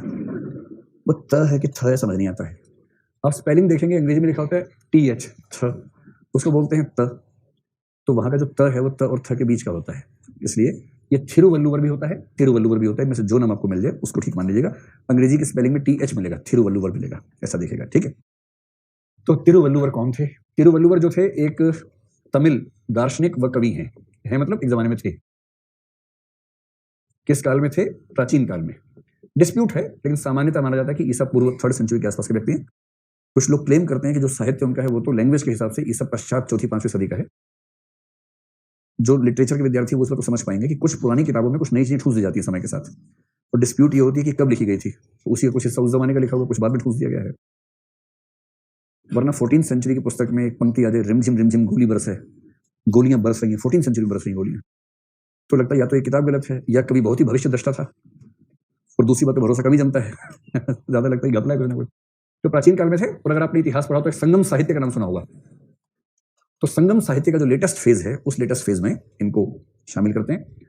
और तमिल लोग जिस अपने दार्शनिक का सबसे ज्यादा सम्मान करते हैं, जो सम्मान उत्तर भारत में शंकराचार्य का है, कुछ वैसा सम्मान दक्षिण भारत में तिरुवल्लुवर का है। ज्यादा स्पष्ट हो गया एकदम? चलिए, पहली बात, तिरुवल्लुवर ने जो एक पुस्तक लिखी उसका नाम है तिरुक्कुरल। तिरुक्कुरल ये पुस्तक का नाम है, तिरुक्कुरल। तिरुक्कुरल 2 शब्दों से मिलकर बना है। एक है तिरु, जैसे तिरुपति है ना, वो तिरुपति भी 2 से बनकर बना। तिरुपति जैसे राष्ट्रपति, ऐसे तिरुपति। भारत में सत्ता सूचक सारे शब्दों में पति लगाते हैं, पति नहीं लगाते कहीं भी। राष्ट्रपति बात है, सेनापति, सेनापत्नी कभी नहीं सुना होगा आपने। महिलाओं को कितना भी स्थायी कमीशन मिल जाए, सेनापत्नी नहीं बोलेंगे उसको कभी भी। और जब प्रतिभा देवी सिंह पाटिल बनी प्रेसिडेंट तो कहा कि राष्ट्रपत्नी बोले क्या। एक पति की लाखों पत्नियां ठीक लगता है सुनने में, पर ये ठीक नहीं लग रहा। और ये ठीक क्यों नहीं लग रहा? क्योंकि हम सबके दिमाग में पैट्रियार्की भरी हुई है, सबका दिमाग दूषित है, इसलिए हम सबको ठीक नहीं लग रहा है।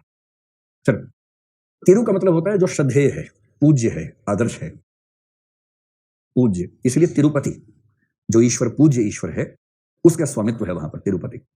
और कुरल का मतलब होता है संक्षिप्त, सारगर्भित। तो तिरुवल्लुवर ने जो लिखा उस पुस्तक का नाम, उस संकलन का नाम है तिरुक्कुरल, तिरुक्कुरल। मुझे भी तमिल नहीं आती, मैं क्या करूं, है ना। और तिरुक्कुरल का मतलब है तिरुवल्लुवर द्वारा, इनका नाम भी वल्लुवर है, तिरु सम्मान सूचक है। जैसे श्री श्री रविशंकर का नाम रविशंकर है, श्री श्री सम्मान सूचक है, ठीक वैसे तिरु सम्मान सूचक है, तिरुवल्लुवर में वल्लुवर नाम है। तो तिरुवल्लुवर ने जो साहित्य लिखा उसके संकलन का नाम है तिरुक्कुरल। और ये नाम इसलिए पड़ा क्योंकि उन्होंने बहुत संक्षिप्त सूक्तियां लिखी। सूक्ति समझते हैं, बहुत सारगर्भित उक्ति होती है, अच्छी सी वैसी उक्तियां हैं। और ये जो पुस्तक है 3 खंडों में विभाजित है। एक का नाम है धर्म, एक का नाम है अर्थ, और तीसरे का नाम क्या होगा? काम, नहीं मोक्ष नहीं, क्योंकि बहुत ही सेकुलर किस्म की रचना मानी जाती है। धर्म, अर्थ, काम, इन 3 हिस्सों में जीवन के इन 3 पक्षों से जुड़े हुए नैतिक सूत्र दिए गए हैं। और दक्षिण भारत के उस समाज में नैतिकता की व्याख्या करने में इसका बड़ा महत्व माना गया है। यहां तक स्पष्ट हो गई। तिरुवल्लुवर का प्रभाव इतना ज्यादा है कि महात्मा गांधी ने तो इनका खूब जिक्र किया ही है, साथ में लियो टॉल्स्टॉय ने भी इनके बारे में ठीक ठाक लिखा है। तो अंत में अपने उत्तर में ये जरूर बताइएगा कि लियो टॉल्स्टॉय ने भी इनको अत्यधिक सम्मान दिया है। और यदि कोई पूछे या उसके मन में है कि नैतिक सूत्र कौन कौन से हैं, तो जो जो नैतिकताएं आपको पता है वो सब ले दीजिए इसमें। जैसे अहिंसा की बात खूब की है, शाकाहार की बात खूब की है कि अपने भोजन के लिए किसी का जीवन समाप्त करना उचित बात नहीं है, तो अहिंसा है, शाकाहार है। उसके बाद नशीली जो पदार्थ हैं या शराब है, उन सबसे, मद्य या नशे से दूर रहना। और उसके बाद वो सारी बातें, सत्य बोलो और समाज का परोपकार करो, तो वो सब चीजें, तो सत्य, परोपकार आदि। कुछ ना याद है, पंचव्रत लिख के आ जाना, होगा ही होगा, सब महान महान बातें जैसी होती हैं। इसके साथ ही तिरुवल्लुवर भी समाप्त हुआ है। अपनी गति देख रहे हैं आप लोग, 5 मिनट में 100 साल का चिंतन आपने पढ़ लिया किसी व्यक्ति का, ये तो खास बात आप लोगों में। चलिए अब लास्ट एकदम,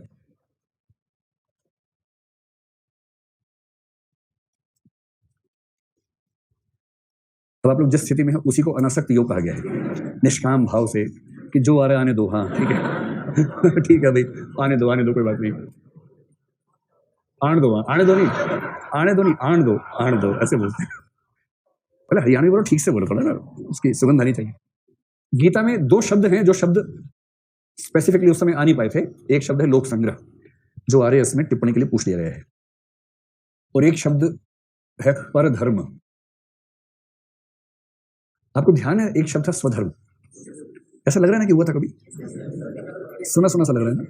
चलो, हमने स्वधर्म में विस्तार में बात की थी। स्वधर्म का मतलब है कि व्यक्ति को अपने धर्म के अनुसार कार्य करना चाहिए, स्वभाव के अनुसार। और मेरा धर्म, मेरा स्वभाव क्या है, ये कौन तय करेगा? ये वर्ण व्यवस्था तय करेगी। ईश्वर ने प्रत्येक व्यक्ति को उसके स्वभाव के अनुसार ही वर्ण में उत्पन्न किया है, ये महाभारत गीता में कहा गया है। तो उसमें एक कथन आपके सामने आया था कि अपने धर्म पर मर जाना श्रेयस्कर है बजाय दूसरे के धर्म पर चलने के। तो दूसरे का जो धर्म है वो है परधर्म। तो परधर्म का मतलब अपने से अन्य वर्ण के कर्तव्य। और यदि कोई पूछे परधर्म क्या है, तो स्वधर्म का कंसेप्ट समझाते हुए बताइएगा। स्वधर्म के विपरीत स्थिति का नाम परधर्म है। यानी यदि कोई ब्राह्मण क्षत्रिय का काम करना चाहे, यदि क्षत्रिय वैश्य का काम करना चाहे, यदि कोई वैश्य ब्राह्मण हो जाना चाहे, तो यह परधर्म है। कितना रोचक है। इस समय हिंदी भाषा में सबसे महान विद्वानों में एक है पुरुषोत्तम अग्रवाल, वो तो अग्रवाल हैं और चिंतन की दुनिया में बहुत आगे बढ़ गए हैं। तो गीता के हिसाब से स्वधर्म पे चलने के परधर्म पे चल रहे हैं, तो परधर्म हो गया। तो परधर्म पे आप 50 शब्द लिख लेंगे आराम से। वही वाला श्लोक लिख के आइएगा कि स्वधर्मे निधनम, वो जो श्लोक था ना, उसी को लिख के, क्योंकि उसमें परधर्म शब्द भी आया हुआ है, उसी में आया हुआ है। चलिए अब आखिरी टॉपिक का आखिरी सब टॉपिक, लोक संग्रह। लोक संग्रह क्या है? सबसे पहले लिखे गीता के 3 अध्याय के 25वें श्लोक में लिखा है कि, बहुत मुश्किल श्लोक है, मैं संस्कृत में नहीं लाया हूं, उसका हिंदी अनुवाद लिख लेते हैं, ठीक है। तो गीता के 3 अध्याय के 25वें श्लोक में, अच्छा गीता के मामले में ना गड़बड़ मत करना कि कुछ भी अध्याय लिख के आ गए, क्योंकि परीक्षक जिस उम्र में है गीता उसको याद होती है उस उम्र में, नहीं तो प्रैक्टिस कर रहा होता याद करने की, क्योंकि परलोक सुधारने की उम्र है, तो सुधारने की भी, सुधारने की भी, तो सुधारने के प्रयास में वो पढ़ते हैं गीता बहुत जोर जोर से उस समय, ठीक है। तो लिखिए, एक वाक्य लिख लो, हे भारत। या भारत से मतलब क्या, पाकिस्तान, भारत, अफगानिस्तान, ये वाला? अर्जुन, अर्जुन को बोलते हैं भारत। हे भारत, कर्म में आसक्त अज्ञानी जन, कर्म में आसक्त अज्ञानी जन जिस प्रकार कर्म करते हैं, जिस प्रकार कर्म करते हैं, वैसे ही विद्वान पुरुष, वैसे ही विद्वान पुरुष अनासक्त होकर लोक संग्रह की इच्छा से कर्म करते हैं, लोक संग्रह की इच्छा से कर्म करते हैं। अब सीधी सी बात है, लोक संग्रह का अर्थ क्या है? कुछ नहीं है, इसका अर्थ है लोक कल्याण। खोदा पहाड़, यहां चूहा नहीं, यहां चूहिया निकाल दी है। और राष्ट्रपति, यहां निकलेगी चूहिया। जब छोटा करके बताना तो चूहिया आती है, बड़ा करना तो सेनापति, राष्ट्रपति। खेल समझ लो भाषा का पूरा। लैंग्वेज समाज को बांटती है कई मामलों में। चलिए, लोक कल्याण। और लोक कल्याण कब होगा? जब व्यक्ति निष्काम भाव से कर्म करे। निष्काम भाव, कर्तव्य भाव, अपने हित अहित से मुक्त होकर। अब बताओ, जो व्यक्ति अपने हित अहित से मुक्त होकर समाज के हित में निष्काम भाव से, कर्तव्य भाव से कर्म करेगा, ऐसे ही व्यक्ति को क्या कहा गया है? स्थित प्रज्ञ कहा गया है। अभी आप लोग रिस्पॉन्ड नहीं कर रहे एकदम। कोई बात नहीं, मैं खुद ही सवाल पूछूंगा, मैं खुद ही जवाब दूंगा। ऐसे व्यक्ति को कहा गया, स्थित प्रज्ञ कहा गया है ऐसे व्यक्ति को। ठीक है, अब मैं खुद ही ये सारा काम कर लूंगा, खुद ही सवाल पूछे, खुद ही जवाब दूंगा। स्थित प्रज्ञ कहा गया, कहाँ गया, कहाँ कहा गया? गीता में कहा गया। ठीक है, चलो अंतिम बात देखो। अब पूरे पाठ्यक्रम की अंतिम बात आ गई है। मैं 3-4 शब्द बोलूंगा, आप बताओ ध्यान आ रहा है कि नहीं आ रहा है। मैंने कहा था कि सुनो तो सही, मैंने कहा था कि कुछ लोग मानते हैं कि मोक्ष मरने के बाद मिलता है, कुछ मानते हैं कि जीते जी भी मिल सकता है। जो मानते हैं कि जीते जी मिल सकता है वो जीवन मुक्ति और विदेह मुक्ति की बात करते हैं। और ऐसे लोगों में एक तो अद्वैत वेदांत है, शंकराचार्य, बौद्ध दर्शन में हीनयान महायान दोनों ऐसा मानते हैं, जैन मानते हैं और सांख्य योग भी मानते हैं। पर मुख्य रूप से शंकराचार्य और बुद्ध ने इसकी व्याख्या की है। मैंने आपको कहा था कि इसमें दिक्कत क्या आती है कि जैसे ही जीते जी मोक्ष मिलता है, वैसे संचित कर्म जल के राख हो जाते हैं। प्रारब्ध कर्म का पैकेट खुल चुका है, उसका हिसाब पूरा होने तक शरीर रहता है, और संचयमान कर्म बनने खत्म हो जाते हैं। क्योंकि अब ये जो कर्म करेगा, सवाल है ना कि अब जो कर्म करेगा उसका हिसाब तो करना पड़ेगा। तो संचयमान कर्म क्यों खत्म हो जाते हैं? इसका उत्तर है कि अब ये व्यक्ति जो कर्म करता है, ये व्यक्तिगत हित अहित के भाव से नहीं करता, लोक संग्रह के भाव से करता है। तो अगर मैं सिर्फ इतना लिख दूं कि जीवन मुक्ति की धारणा से इसका संबंध है, लोक, जो व्यक्ति जीवन मुक्त है यानी मोक्ष प्राप्त कर चुका है किंतु शरीर बना हुआ है। आप तीनों कर्म ध्यान कर पा रहे? संचित कर्म जो हो चुके हैं, हिसाब होना शुरू नहीं हुआ। प्रारब्ध कर्म जो हुए थे पहले, उसका हिसाब शुरू हो चुका है। और मैं जो अभी कर्म कर रहा हूं, जो इकट्ठे होंगे, वो क्या है? संचयमान कर्म है। सवाल ये आता है कि अगर मुक्त व्यक्ति कर्म करेगा तो उसका फल तो बाद में मिलेगा, फिर तो बंधन शुरू हो गया। तो संचयमान कर्म पैदा नहीं होते, भूंजे हुए बीज की तरह ये कर्म होते हैं। ये वाक्य याद आ रहा है? बुद्ध ने बोला था कि ये कर्म होते हैं अनासक्त कर्म। तो बुद्ध की भाषा में आप कहें कि जिन्हें बुद्ध ने अनासक्त कर्म कहा है, उसी को गीता में लोक संग्रह कर्म कहते हैं। और इन कर्मों की विशेषता है कि ये कर्म बंधन वाले कर्म नहीं है, इनसे बंधन पैदा नहीं होता है। मतलब ये बंधन वाले कर्म नहीं है, इनसे बंधन पैदा नहीं होता, ये अनासक्त कर्म है। 100 शब्द लिख लेंगे, आएगा तो। जल्दबाजी मत कीजिए, 1 मिनट की देरी से ऐसा ना हो कि एसडीएम की पोस्ट हाथ से निकल जाए। 100 शब्द लिख पाएंगे इसके बारे में? ठीक है, बहुत अच्छा लगा आप लोगों से बात करके। अब आप जाइए, कल वेस्टर्न फिलोसफी पढ़ेंगे। जाइए।